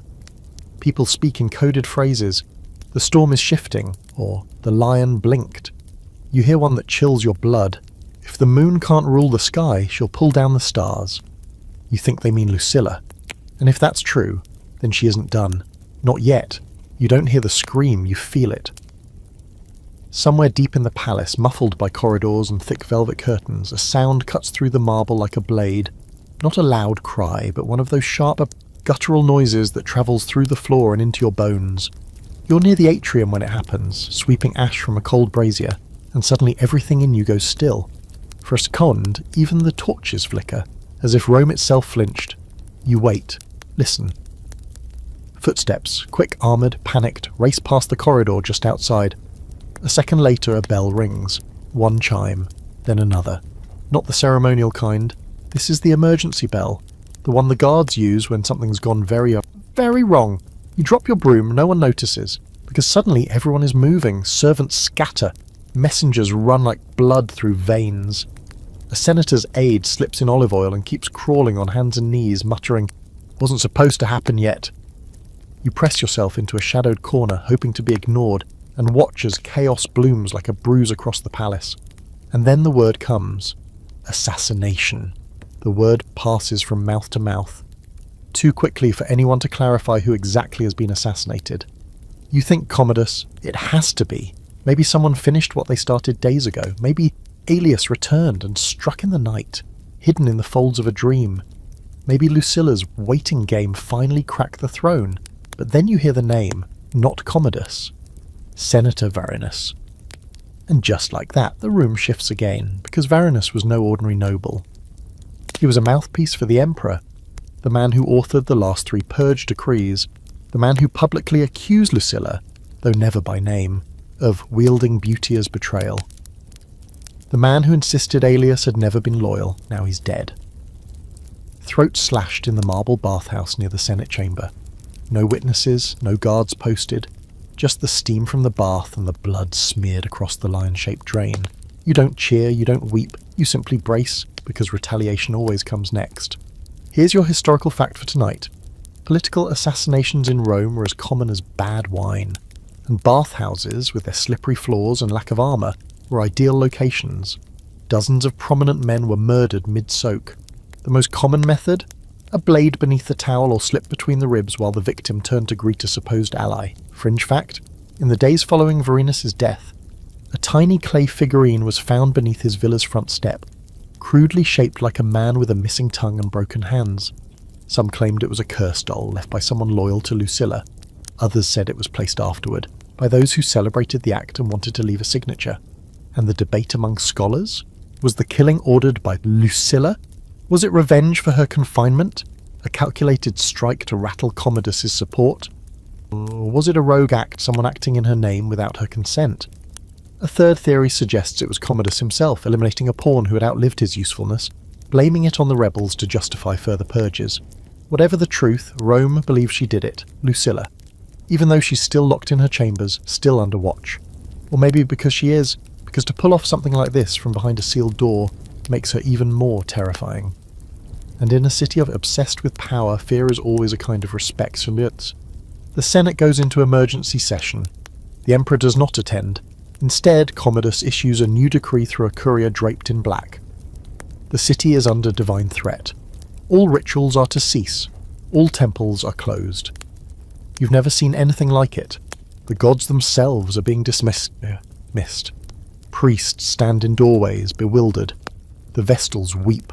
Altars go cold. People begin muttering that the emperor has gone mad, that he fears Lucilla more than Jupiter, and they were not wrong. You hear another phrase more and more in the streets. She is the storm. Not causing the storm, is the storm.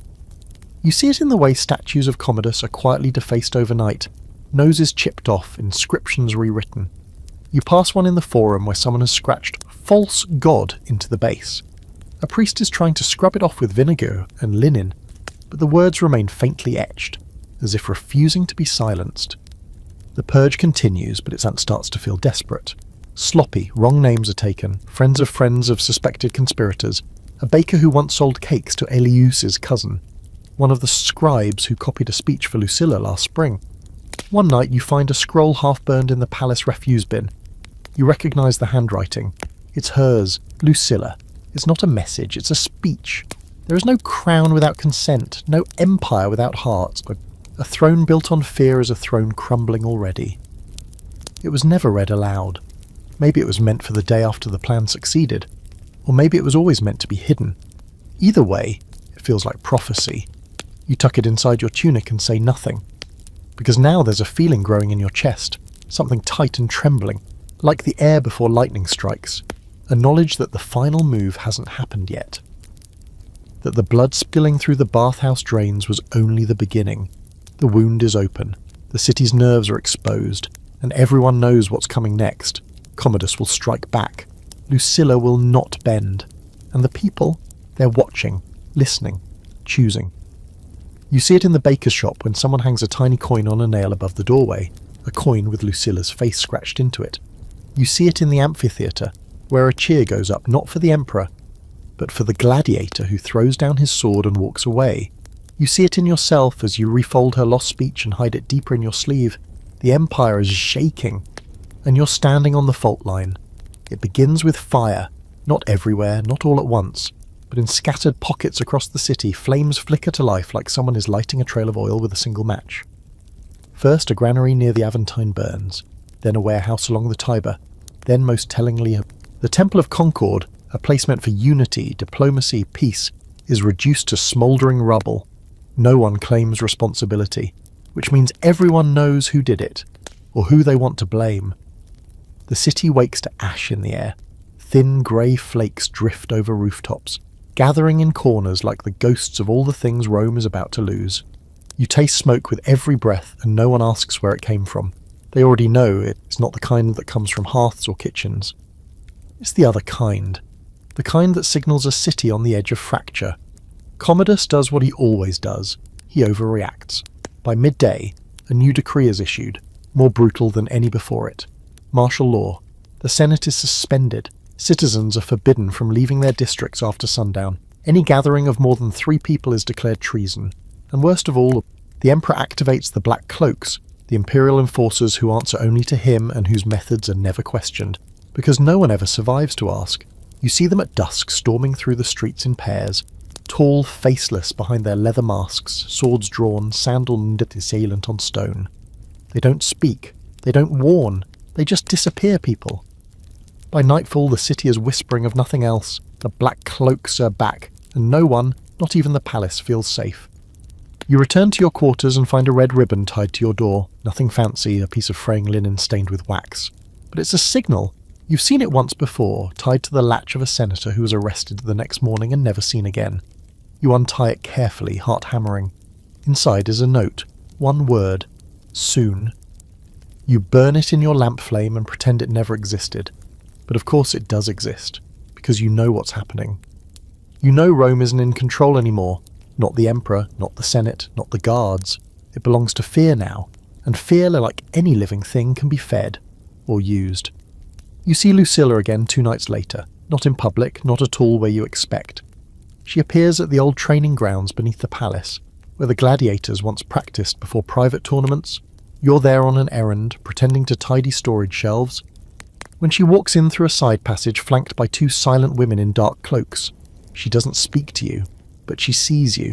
That's enough. She moves like someone walking into her own grave, slow, steady, certain. No guards, no fanfare, her face a gaunt but fierce, all the softness burned away. You don't know how she got out of her sealed quarters, but then again Lucilla has never really obeyed doors. She walks to the centre of the practice ring and kneels. A torch is lit. A sword is drawn, not to threaten her, but to swear. One of the cloaked women kneels beside her. Another man joins, then 2 more. One by one, they press their palms to the hilt of the sword. Not above it, on it, letting the edge bite them. Blood stains the handle dark. Then Lucilla speaks. You can barely hear her, but you catch the words, by blood, not by throne, by promise, not fear. It's not a prayer, it's an oath. Here's your historical fact for the night. Before major battles, Roman generals sometimes performed blood rituals known as devotio, a kind of self-sacrificial promise made to the gods of the underworld. They pledged themselves in exchange for victory. It wasn't official policy, but many believed it tipped fate. Fringe fact? A small inscription was found on a shattered pillar near the palace decades later. 5 Latin words, I bled for her dream. It's never been officially attributed to anyone, but the handwriting, many say, matches a known aid of Lucilla's inner circle. Now for the debate. Was Lucilla planning another assassination? A proper one this time? Or was she preparing for full revolt? Open battle in the streets? Some scholars believe this ritual was the formation of a secret army. Others think it was symbolic, a final show of loyalty before the end.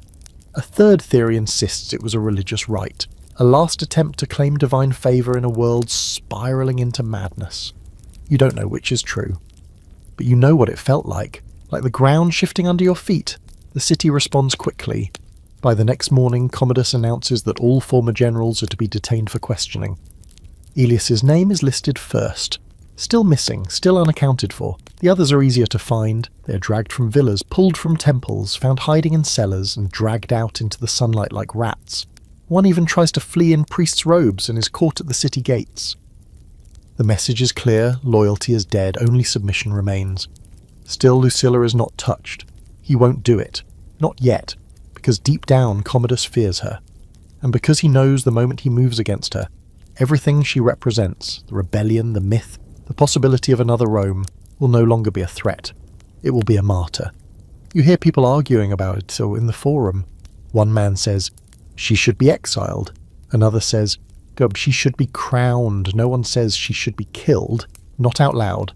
The temple fires, recently reignited by defiant priests, flicker again at dusk.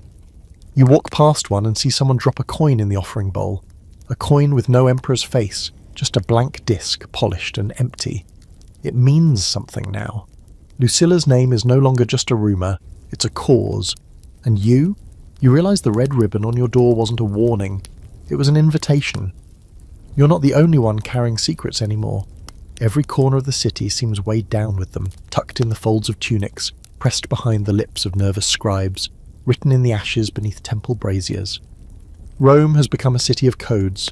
People speak in fragments. Eyes meet and hold a second too long. A dropped coin might mean go, a scratched doorway might mean stay away. And in the middle of it all, the one thing that keeps surfacing, louder than any decree or order, is a story, a love story, not the romantic kind with sonnets and flowers. This is the kind that spreads through alleys and wine shops in half whispers, always with the same rhythm, the same conclusion.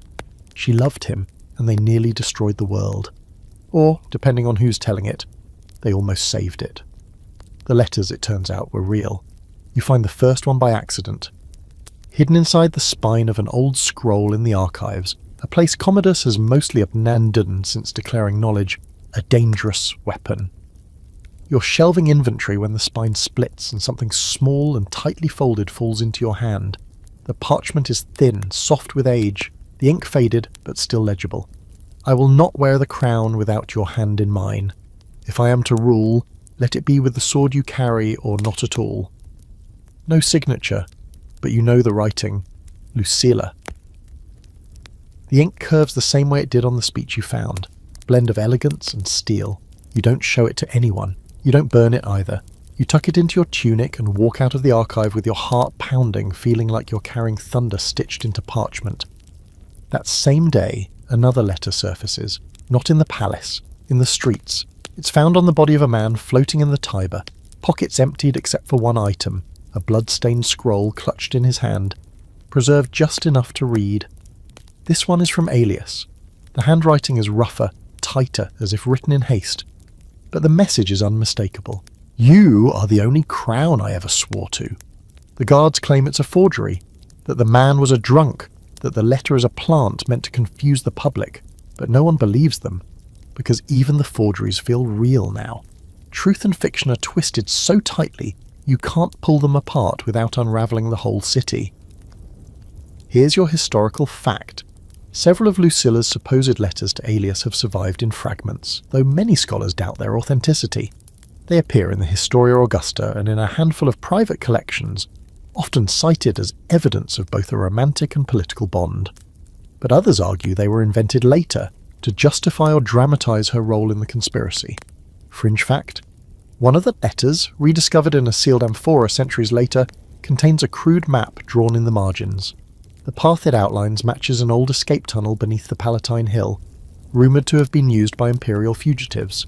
Whether Lucilla used it or not, the timing is suspicious. And the debate? Were the letters passionate declarations or strategic tools? Some say they were heartfelt, penned in the quiet between moments of defiance. Others insist they were performance, part of a broader propaganda campaign to win soldiers and sway the Senate. Either way, they've become the skeleton key to the entire story. Proof in some eyes that the rebellion wasn't just about power, it was about a shared vision sharpened by love. You start seeing copies of them, not the originals, but quotes, carved into walls, painted on temple steps, whispered by street performers pretending to recite poetry. A boy in the market sells strips of cloth stamped with lines from the letters. "Your crown means nothing without my sword," one says. "The empire we want does not wear a mask," says another. They're not just letters now, they're scripture, and they make Commodus furious. You hear him screaming through the stone walls one night. A frenzy of broken vases, shouted curses, the barked name of Aelius over and over like a ritual. At one point, someone says he kicked over an altar in his private chapel, said the gods had abandoned him, that the city was choosing shadows over the sun.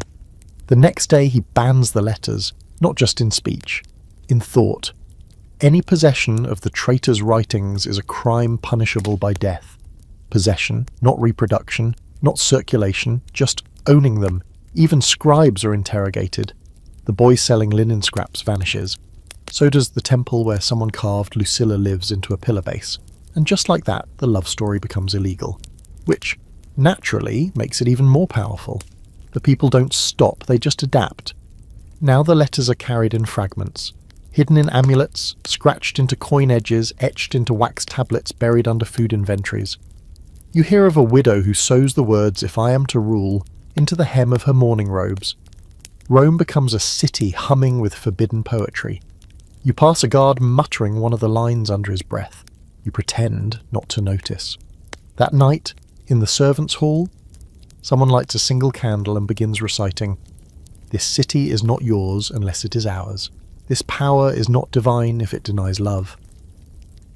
No one speaks, no one claps, but no one reports it either. Because this is what it's become. The letters, real or forged, strategic or romantic, are no longer just messages between two people. They are the bones of a movement. They are what people cling to now that the gods have been exiled and the Senate is paralyzed with fear. And you start to memorize them. Not just for safety, but because they feel like truth. Not the polished truth of marble monuments or golden scrolls, but the messy, bleeding, dangerous kind. The kind that says the emperor is not the only voice in the room. The kind that reminds you rebellion can come dressed in silk and written in ink. That an empire can be undone by sentences passed hand to hand, heart to heart. Commodus might have the throne, but Lucilla and Aelius, they have the story. And in Rome, that's sometimes stronger than steel. The betrayal doesn't come with a sword, it arrives with sandals slapping too fast across the marble floor, with a pale-faced page boy breathless from running, and a scrap of blood-spattered cloth that falls to the ground like a sentence. And then, just like that, the entire palace goes cold. Because someone turned, someone inside the rebellion, someone close. You hear it first in the kitchens, from a steward who's normally too scared to even look you in the eye. Today he grabs your arm with trembling fingers and whispers, "They took her." You ask, who? You already know the answer, but you ask anyway. He says her name like it hurts. Lucilla. There's no trial, no formal arrest, no parade of guards to showcase imperial justice. Just a quiet shuffle of sandals and a black cloth thrown over her head as they lead her out the back door of her quarters. Some say she went willingly. Others say she slapped one of the black cloaks across the face before they could bind her hands. You want to believe that part. You do. But what no one argues about is how it happened. A name slips from every mouth by dusk. Titus Sextus Varro, you've seen him before. A military man, handsome in a smug, fox-eyed way. Always polite, always silent at Lucilla's dinners. She trusted him, not completely, but enough to let him sit near her while plans were discussed, while letters were reviewed, while oaths were whispered over wine, and he turned. Reported everything. You don't know if he did it for coin or safety or glory. Maybe all three, maybe none. Maybe he always planned to betray them from the first time he swore on that sword's hilt. But none of that matters now. What matters is that Lucilla is in chains. And Commodus finally has the victory he's been salivating over since the first whisper of rebellion floated through the palace like incense. Here's your historical fact. Lucilla's real downfall came after a failed assassination attempt on Commodus, allegedly plotted with a group of senators and a military officer. The plan collapsed when one of the conspirators panicked and revealed the plot. Lucilla was arrested, tried in secret, and exiled. But her story didn't end there. Fringe fact: some records say she was not executed immediately after exile. Instead, she lived in seclusion for nearly a year, guarded day and night in a remote villa, with a single letter from her father hidden in the walls, Marcus Aurelius' final message to her. Its contents remain unknown, and some believe it was a forgery used to manipulate her final decisions. And the debate? Did she see the betrayal coming? Some historians argue she knew exactly who would turn and allowed it, used it, to protect others or to buy time. Others think she was genuinely caught off guard, blindsided by someone she'd pulled too close. A third theory: there was no betrayal at all, that the entire arrest was staged by Commodus using forged evidence and lies, and that the traitor never existed. But in the palace that day, the name Titus Varro is all anyone says, and no one defends him, not even the emperor. That's what's strangest of all. Commodus has Lucilla in custody. He's won, but he doesn't gloat. No feast, no victory parade, just silence, tight-lipped orders. A command that she beheld in the imperial mausoleum, not in the prison, not exiled to the countryside, but placed right in the tombs where emperors are buried. It's an insult disguised as honour. You go there. Of course you do. You're not supposed to, but at this point your whole life is one long list of things you're not supposed to do. You take the back stairwell, past the shrine of the household gods, and slip through a crack in the wall where the torchlight doesn't quite reach. She's there. Not bound anymore, not gagged. Sitting on a stone bench beside an unmarked sarcophagus. Her hair is undone, falling in messy braids across her shoulders. Her robe is dirty, torn at the edge. But her eyes? Still sharp. Still Lucilla. She sees you and doesn't move, doesn't speak. You kneel, not out of fear, out of mourning for what she was, for what she tried to do, for what she still might become. Then, without lifting her head, she speaks. He was always going to betray us. Not an accusation. Not anger, just a truth, as flat and inevitable as marble cracking beneath rain. You want to ask 1,000 things. Where's Aelius? Is he safe? Was he the one who turned? But you don't ask, you just listen. He loved the idea of it all, she says. The cause, the letters, the symbols. But he didn't love Rome. Not really. He loved the version of it that made him a hero. And suddenly you understand. She's not talking about Titus. She's talking about Aelius. You don't want it to be true. But maybe that's the final betrayal. Not the knives in the night or the messages uncovered. Maybe the real treachery is simpler. Being left behind. You remember the old oath, by blood, not by throne. You wonder if Aelius broke it. Or if he simply couldn't keep it. Maybe he's dead. Maybe he fled. Maybe he chose survival over victory, over her. You try to speak, but she raises a hand. Don't, she says. You don't need to.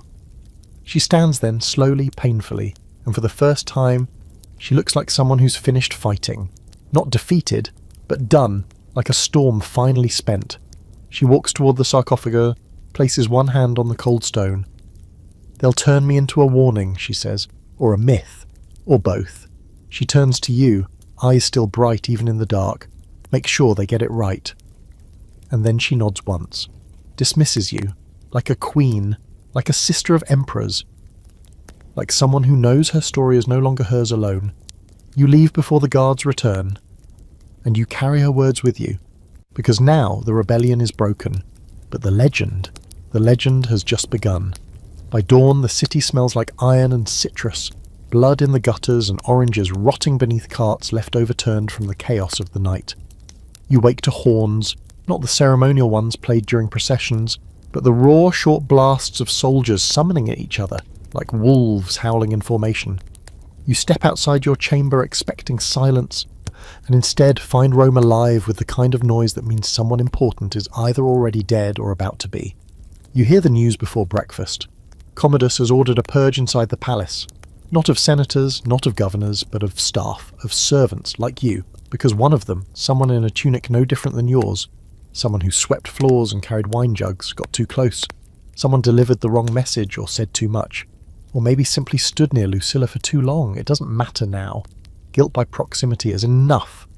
You pretend not to notice the new soldiers at the gates. You walk with your eyes down, hands folded, steps careful. You say nothing. You know how this game works. If they notice your fear, they ask questions. If you lie, they smile. Then they never see you again. But as the morning creeps forward, so do the rumours. Lucilla has not been executed. Not yet. Some say she's been moved to the Emperor's private quarters. Others say she's being marched through the tunnels beneath the palace, chained and barefoot, destined for exile again. One claim, whispered by a girl whose father polishes armour for the Praetorians, is that she stood before Commodus and laughed when he asked her to beg. You believe that one, because Rome is still alive with her. You hear her words scratched into stone on the stairwell. A throne is just a chair without the people. You see a child wearing a bracelet that reads, Libertas per sanguinem, freedom through blood. You pass a bakery where a loaf is carved with a crescent moon, her symbol, instead of the Emperor's seal. Commodus notices too, and he's unravelling. Here's your historical fact for tonight. Near the end of his reign, Commodus became obsessed with symbols. He declared himself the reincarnation of Hercules, fought in the arena dressed as a lion slayer, renamed Rome Colonia Commodiana, and tried to rename the months after his own titles. His grip on reality wavered even as his grip on power grew more violent. Fringe fact, one record suggests that Commodus attempted to rewrite family statues, literally. He had the names of his relatives re-chiseled beneath their likenesses, adjusting their legacies to better fit the image he wanted. Lucilla's statue, they say, was quietly moved into storage. But that same night, someone placed a fresh laurel wreath on its head. And the debate? Did Commodus truly fear Lucilla? Or did he need her? Was he keeping her alive because executing her would turn her into something unkillable, a martyr, a myth? Some argue that Lucilla's continued presence was a kind of cage for the Emperor himself. He couldn't end her without ending the illusion that he ruled unchallenged. But things are changing now. The purge isn't neat. Commodus's paranoia moves faster than his plans. Entire corridors are sealed off. The Senate is frozen. Rumours of other rebellions swirl from the provinces. And still, Lucilla remains alive, silent, unreachable, preserved, like a storm behind glass. Then comes the march. Not hers, yours, all of you, the servants, the clerks, the unnamed, marched into the atrium of the palace without explanation. Hundreds, shoulder to shoulder, packed between marble columns where pigeons roost and whisper secrets to the gods. A figure steps forward, one of the Emperor's men. You don't know his name, but you've seen his eyes. Cold, black, predator's eyes. He speaks with a smile that doesn't match his voice. You have served Rome, but now Rome has questions. There's no list, no names, just a gesture toward the right side of the atrium, where a series of stools have been placed, spaced a body length apart. Interrogations, you watch, waiting your turn as one by one servants sit, speak, sweat, and are either dismissed or not. When your name is called, your legs go numb. You sit. They ask about Lucilla. How often did you see her? Did you deliver her letters? Did she ever speak of the Emperor? Did she ever use the phrase New Rome? You lie. Not because you're brave, because you're smart, because you've learnt that in Rome the truth is a currency no one ever spends without bleeding for it. They let you go, for now. You walk back to your quarters with your heart beating in your throat. You half expect someone to follow, to drag you back, to finish what the questions began, but no one does. Instead, a boy slips into your path, young, filthy, laughing like it's a game. He presses a coin into your hand and disappears before you can stop him. The coin is warm from his palm, you turn it over, one side, a blank disc, the other, scratched with the word stand. You stare at it for a long time, because you don't want to be part of this anymore, because you already are. That night, the moon rises full.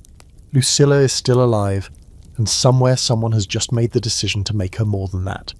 They're going to make her immortal. You find out she's gone before the birds even start. The air is still purple with night when the word starts to move, not in saccharine shouts, not in a parade of soldiers, but in a string of quickened footsteps and pale faces. The guards are whispering. The stewards have vanished, and the kitchen fires go unlit for the first time in memory. Rome has a way of holding its breath when something sacred breaks, and this morning you feel that hollow pause press against your skin. Lucilla has escaped, or she's been rescued, or, as some claim, she vanished. No one knows which version is true and no one agrees on how. Some say she slipped through the catacombs past old bones and empty urns. Others swear she was smuggled out in a coffin alive, breathing beneath silk wrappings, carried like a relic by loyal hands. A few even insist she changed places with another prisoner, that a loyal maid cut her own hair and gave her life to make the switch. The facts don't matter anymore. Not in the way you'd expect. What matters is that she's not in the palace, and Commodus is furious. Not performatively, not theatrically, not like the old tantrums with broken goblets and slapped slaves. This time the Emperor's rage is quiet, heavy, personal. He doesn't scream, he doesn't call for public punishment, he just gives a single order: bring her back dead. Here's your historical fact. Lucilla's real exile didn't last long. Despite her sentence, she was executed under secret orders. Whether she ever tried to escape remains debated. But there's no solid evidence she was killed in Rome, only that she disappeared, a phrase Roman historians used often when they couldn't or wouldn't record the truth. Fringe fact: one ancient manuscript, half-burned and unsigned, contains a line scratched in the margins beside a list of rebel names. The lion cannot devour the moon, she becomes a shadow to Commodus, and the stars follow. No scholar knows who wrote it, but they all know who it's about. The debate, of course, is chaos now. Can she escape? Was she smuggled out by surviving allies? Did Aelius return in secret to help her flee? Or, more hauntingly, did she let herself be caught in order to disappear? Some even suggest she arranged her own death, so her legend could live louder than her life ever could. The city doesn't wait for answers. Within hours, the stories begin. They come from market stalls and taverns, from temple steps and hidden corners where coins are passed and songs are sung. She flew across the rooftops. She left by boat, veiled in white. She walks among us now, wearing a mask of olive leaves and calling herself only the sister. You walk through the forum that morning, not because you have a reason, but because you need to feel the pulse of the place, and it's throbbing. Someone's carved her name into the side of the Senate wall, just Lucilla. Nothing else. Not even a message, as if the name alone is enough to tilt the empire. You pass an old woman selling garlands of myrtle and rosemary, traditionally used for weddings and funerals. When you ask her what they're for, she says, whichever she chooses next. There's music now, soft, sad ballads played on street corners. One song tells of a woman who built a new Rome inside her chest and offered it to the people, heart first. Another swears she walks the countryside, swordless but still winning battles. You know it's all myth, all dust and dream and desperate hope. And yet, you receive another message that night. This one doesn't arrive wrapped in ribbon or stuffed in your bedding. It's whispered by a man you've never seen, passed like a prayer beside a broken statue of Mercury. He says, she's gone, but the plan isn't. And then he vanishes into the crowd. That's when it dawns on you. Lucilla may be missing, presumed dead or halfway across the empire, but the thing she started, it's still here. The fire she lit didn't go out when she slipped out of the palace. It jumped. You see it in the way the people behave. No one kneels to the emperor's likeness during the afternoon parade. A child runs beneath a statue of Hercules and leaves a feather tied around its foot. A quiet mockery. A pair of guards lower their torches when passing a household shrine lit in her honour. One of them mutters, "Let her judge us." You visit the catacombs that night, driven by curiosity and maybe something more. A need. A tug in your chest you can't name. Inside there's no body, only silence. And symbols scratched into the stone. A moon, a serpent eating its tail, and beneath it, a single word etched in shaky Latin, endure. You sit there for a long time, the torchlight flickering across ancient bones and colder truth. She's gone, but the silence she left behind hums with power. Then you hear it. A footstep. Not behind you, in front of you. Somewhere deeper in the tunnel. You stand, wait. Nothing else follows. Maybe it was real. Maybe it was your mind playing tricks. Maybe it was a ghost. Or maybe it was someone following the same trail of symbols. Maybe Lucilla left a map. Not to escape, but to spread. A seed, a path, a promise. When you leave the catacombs, Rome is darker. The streets less lit, the shadows thicker, the torches fewer. Commodus is pulling back, retreating into his fortress of paranoia. He's not celebrating her disappearance, he's avowed of it. Because the worst thing Lucilla could have done wasn't fight him, it was leave leave and let the people turn her into something he can't stab or silence. She was once a woman with plans and letters and lovers. Now, she's an idea, and ideas are harder to kill. It's raining by the time the legions arrive. Not the dramatic thunderstorm kind, just that slow Roman drizzle that turns marble to mirrors and makes every step sound like a whisper.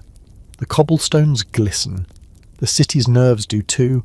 No one speaks, no one cheers, no one's quite sure whether they should be hiding or hailing whoever's coming through the gates.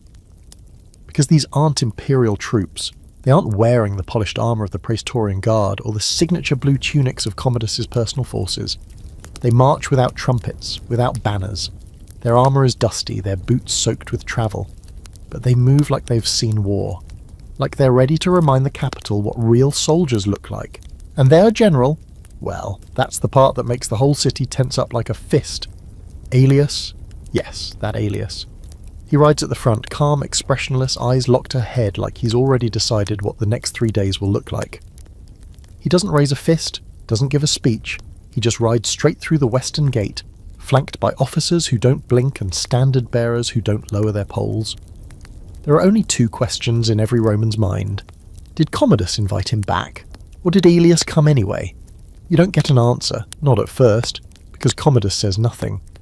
No declaration, no welcome, no condemnation. It's as if the emperor has lost the words. Or worse, he's waiting to see who the city cheers for. It's not him. The people don't applaud, but they don't turn away either. They watch, wide-eyed, silent. One child tries to hand Aelius a fig. He takes it. That's the loudest moment of the day. You, of course, are there. You've positioned yourself near the gates like a loyal servant of nothing in particular, watching everything from behind a stack of amphorae. And when you see him, Aelius, alive, real here, your breath freezes in your chest. He's older than you remember. Not in years, but in weight. Like he's carrying more than his armour. You want to ask him where he's been, how he escaped, whether he was the one who abandoned Lucilla or the one who tried to save her. But you already know. You see it in his eyes. He came back for her, or for what she left behind. Here's your historical fact. Roman generals returning to the city without express permission from the emperor were technically committing treason. It was considered a direct threat to imperial authority, but exceptions were made, usually when the returning general had more popular support than the man on the throne. Fringe fact, in one dusty fragment of a lost historian's scroll it said that a returning general once carried a broken crown, tucked in his saddle. A piece of imperial gold bent around a laurel sprig. It's never identified, but some think it was Aelius, symbolically delivering a ruined monarchy back to the people. The scholarly debate is vicious. Did Aelius return with an army to take power or to restore order? Some claim he was always the mastermind, biding his time until Lucilla cleared the path. Others believe he was called back by remaining loyalists, desperate to stabilise the capital. A third theory suggests he never left at all, that he's been hiding nearby, gathering forces while Rome devoured itself. You don't know what version to believe, but what happens next tells you everything. Because Aelius doesn't go to the Senate, he doesn't march to the palace, he rides to the Forum and dismounts. No guards, no escorts, just him and a voice that somehow cuts through the rain and the crowd and the weight of every whisper in the city. I do not come to be emperor. People gasp. Pause, but he doesn't wait. I come for justice, for order, for the name of one who gave everything for a Rome that no longer fears its reflection. He doesn't say her name, he doesn't have to. The Forum erupts, not into cheers, but into movement. People walk forward, drop coins, kneel, not to him, to the empty plinth once meant for Commodus's next statue. Someone places a candle there, then another, and soon it becomes an altar of sorts, dedicated not to a man or a god, but to the absence left behind. You know what this means. Rome has made its choice, not loudly, not officially, but unmistakably. The emperor's palace remains silent, for now. But the silence feels different now, fragile, the kind of quiet that comes before an avalanche, when the snow hasn't fallen but has already decided it's going to. Aelius disappears into the city that evening. No public escort, no official residence claimed. He vanishes like smoke, but everyone knows he's here. And everyone feels the axis of power begin to tilt. You go to the catacombs that night. You're not alone. There are others, servants, merchants, scribes, all quietly walking the same path beneath the city. No one speaks, but someone lights the way with a candle carved with a crescent moon. Someone else lays a strip of cloth with Lucilla's handwriting at the base of an old altar. I will not wear the crown without your hand in mine. You stay for a long time, not because you expect her to return, but because something else already has. A mood, a message, a movement. The rebellion isn't over, it's reassembling. You expect the Emperor to speak. You expect fireworks, proclamations, perhaps even a public execution to reclaim the spotlight. Something grand, something brutal, something undeniably Roman. Instead, you get silence. Again, the kind of silence that isn't absence, it's calculation. Commodus does not confront Aelius. He doesn't meet him in the Senate or send the praetorians, or even deign to curse his name in the baths. He retreats, pulls tighter into the folds of his palace, issuing orders only through intermediaries, scribes too nervous to make eye contact. One servant swears the emperor hasn't left his quarters in 3 days. Another claims he's been sleeping in his armour. The city watches, it doesn't cheer, it doesn't revolt, it waits. That, you realise, is even worse. Because Rome is no longer loyal to any man, not to the emperor, not to the general, not to ghosts or gods. It's loyal only to an idea now. A spark lit by a woman who may no longer even be breathing. Lucilla. She's become more than memory. She's presence. You feel her in the way people glance toward the forum as they pass, in the quiet recitations of her words etched into the bases of statues. Someone leaves figs and laurel at the old temple steps, offerings not for a god, but for a woman who defied one. You don't know where Aelius is.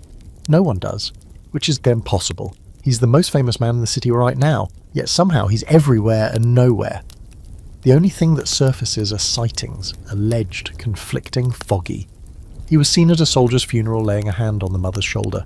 He was spotted climbing the Capitoline Hill alone at midnight. He visited Lucilla's former villa, walked through the gardens, and left without speaking. Maybe none of it is true, or maybe all of it is. Here's your historical fact. The final years of Commodus's reign were riddled with rumours of conspiracy and disobedience. Several generals were accused of plotting his assassination. None were formally charged, most simply vanished. Records from this period are sparse, overwritten, or destroyed. What we know comes largely from reconstructed sources written decades later, already softened by myth.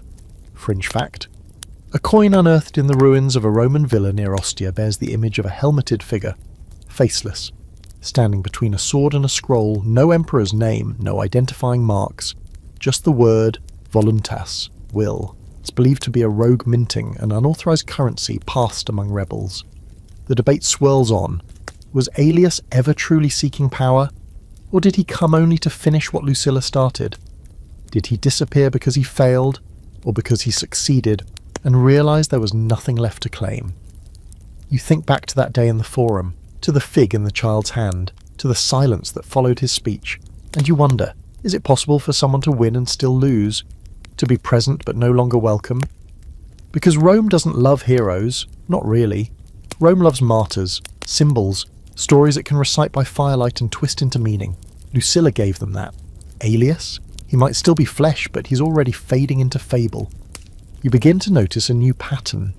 People no longer speak of overthrowing the emperor. They speak of replacing him, and not with Aelius. With her, Lucilla, even if she's gone. They ask, what would she have done? They quote her like scripture, inventing half of it along the way. One woman in the market claims Lucilla once said, "Power without empathy is theft." Another swears she wrote the line, "An empire that fears its daughters is already dust." There's no proof. There doesn't need to be. Because Lucilla no longer belongs to history. She belongs to legend. And Commodus, for all his might, can't kill a legend, but he tries. That's when the trials begin. 3 senators accused of reciting rebel letters, 2 generals summoned for loyalty re-examinations. A boy, barely old enough to hold a scroll, dragged into questioning because he wore a crescent pin on his cloak. One by one they're silenced. Some are exiled, others executed. Many just disappear, their names scraped from the records with terrifying efficiency.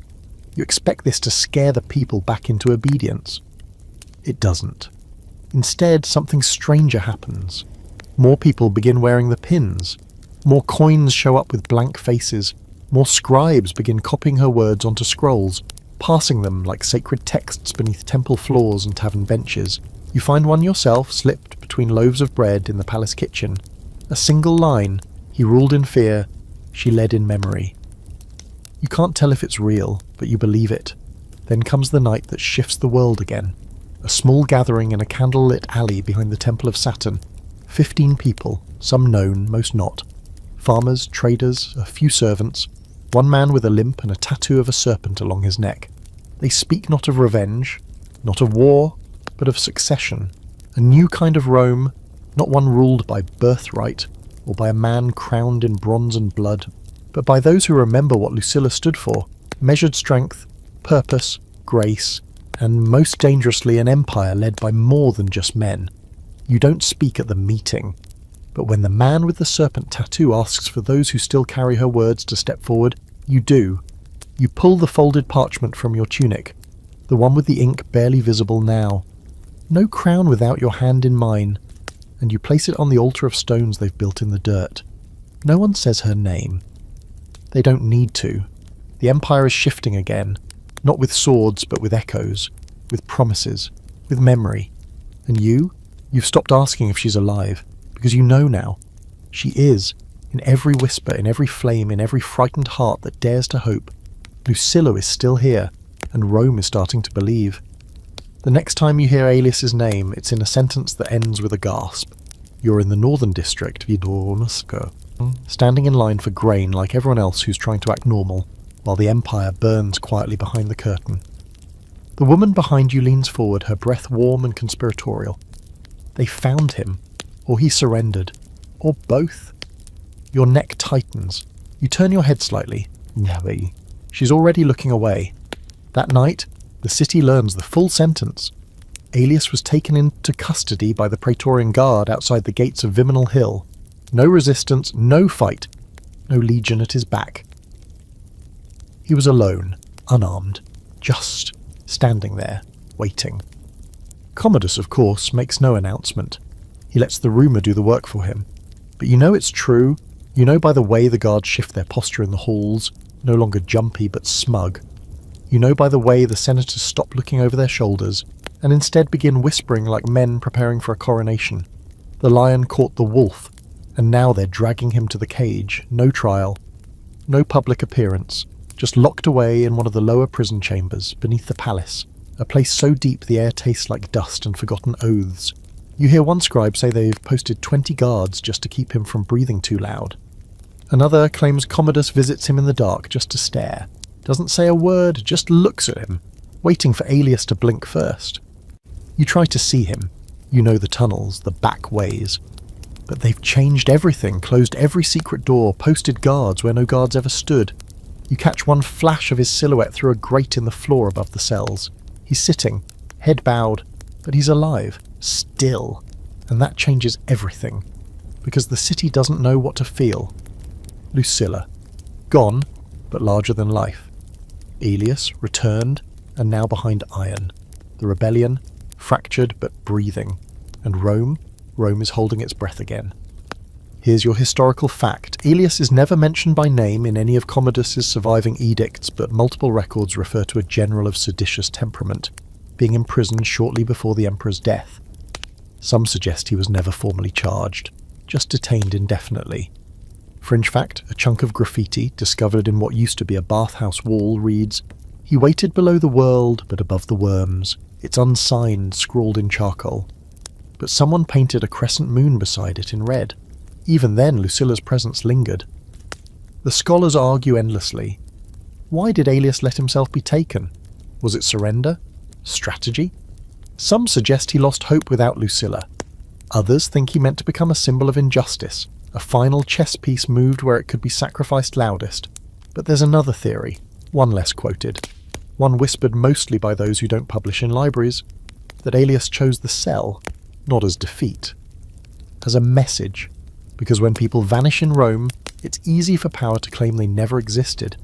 But when a body remains, breathing, trapped, visible, then the people can see the injustice, they can build a fire beneath it. You hear it in the streets. He's still alive. They haven't broken him. Lucilla waits, but so does he. Someone even claims Aelius scratched a message into his wall. "She will rise where I fall." No one knows if it's real, but that doesn't matter anymore. And here's what really unravels Commodus. He wants Aelius to beg, but Aelius doesn't. He eats the food, drinks the water, sleeps, breathes, but not once does he ask for mercy. You're told by a steward who cleans the cell hallway that Aelius said only one thing since his capture. The Empire knows your crown has rusted. And then nothing else. No grovelling, no apologies, just silence and patience, like he's waiting for something bigger than bars to open. Commodus tries to bury him in deeper quiet. No one is allowed to speak of the prisoner. One scribe is publicly whipped for saying the word Aelius during morning census. But still, the city whispers, and not in fear, in awe. You see it in the streets again. Not crowds, just eyes, hopeful, restless eyes. A new song starts, low and hummed. He sits for us, while she walks the wind. A child draws a chalk figure on the palace gate, a stick man with chains on his wrists but wings on his back. The emperor orders it scrubbed. It reappears the next day, bigger.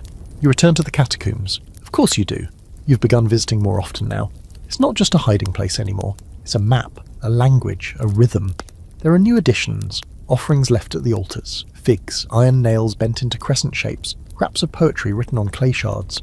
One message reads, "He holds the door, she is the door." You don't understand all of it, not yet, but the sense of motion is everywhere. The rebellion isn't loud. No, it's growing like roots under stone. You realise something then. Lucilla may be gone, Aelius may be caged, but Rome doesn't need a leader right now. It needs a reason. And the people, they've chosen one. Not revenge, not power, not blood, memory. That's what keeps the whispers alive. That's what makes the empire shake, because as long as Aelius breathes in his cell, Lucilla's flame stays lit in the city. And you start to believe what the scribes never dared to write. That sometimes the empire doesn't fall because of war or famine or fire.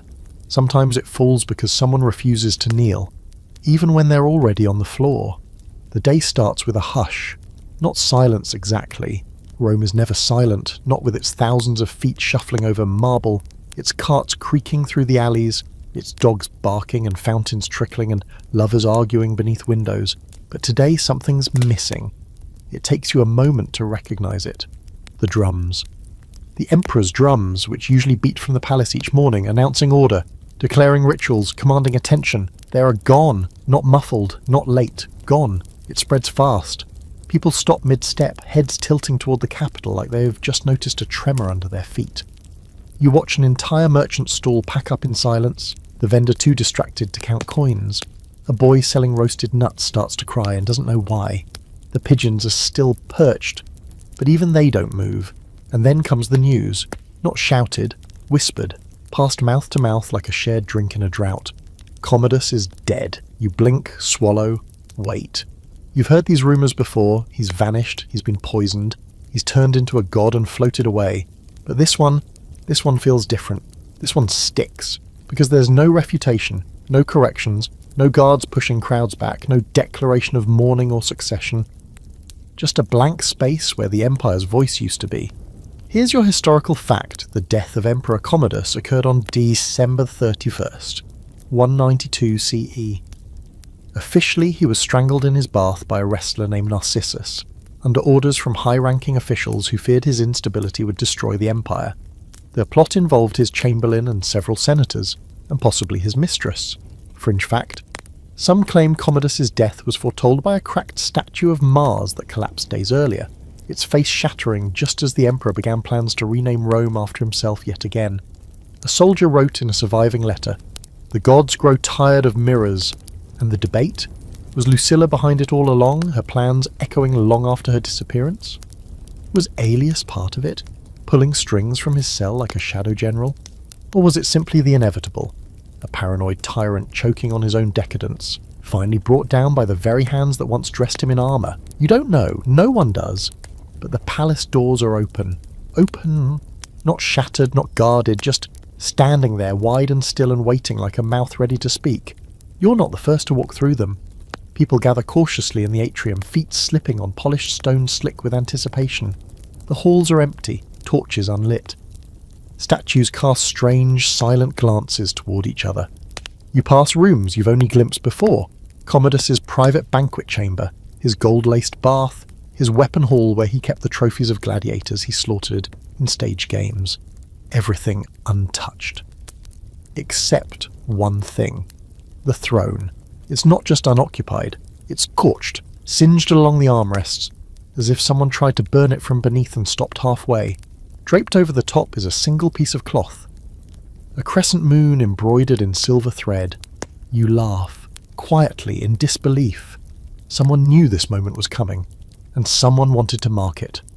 The crowd grows behind you. More faces, more eyes. No shouting, just breath. The only sound in the room is footsteps approaching from behind the colonnade. And then, her, Lucilla, alive, not veiled, not in chains, not hidden in the shadows. She steps into the light like a final act of defiance so perfectly timed it's poetic. The room inhales as one. You feel it in your throat, your knees, your spine. She's thinner, but not weak.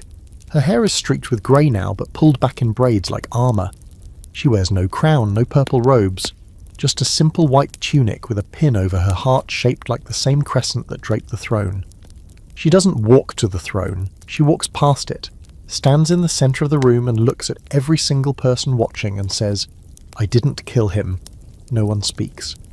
"I didn't need to."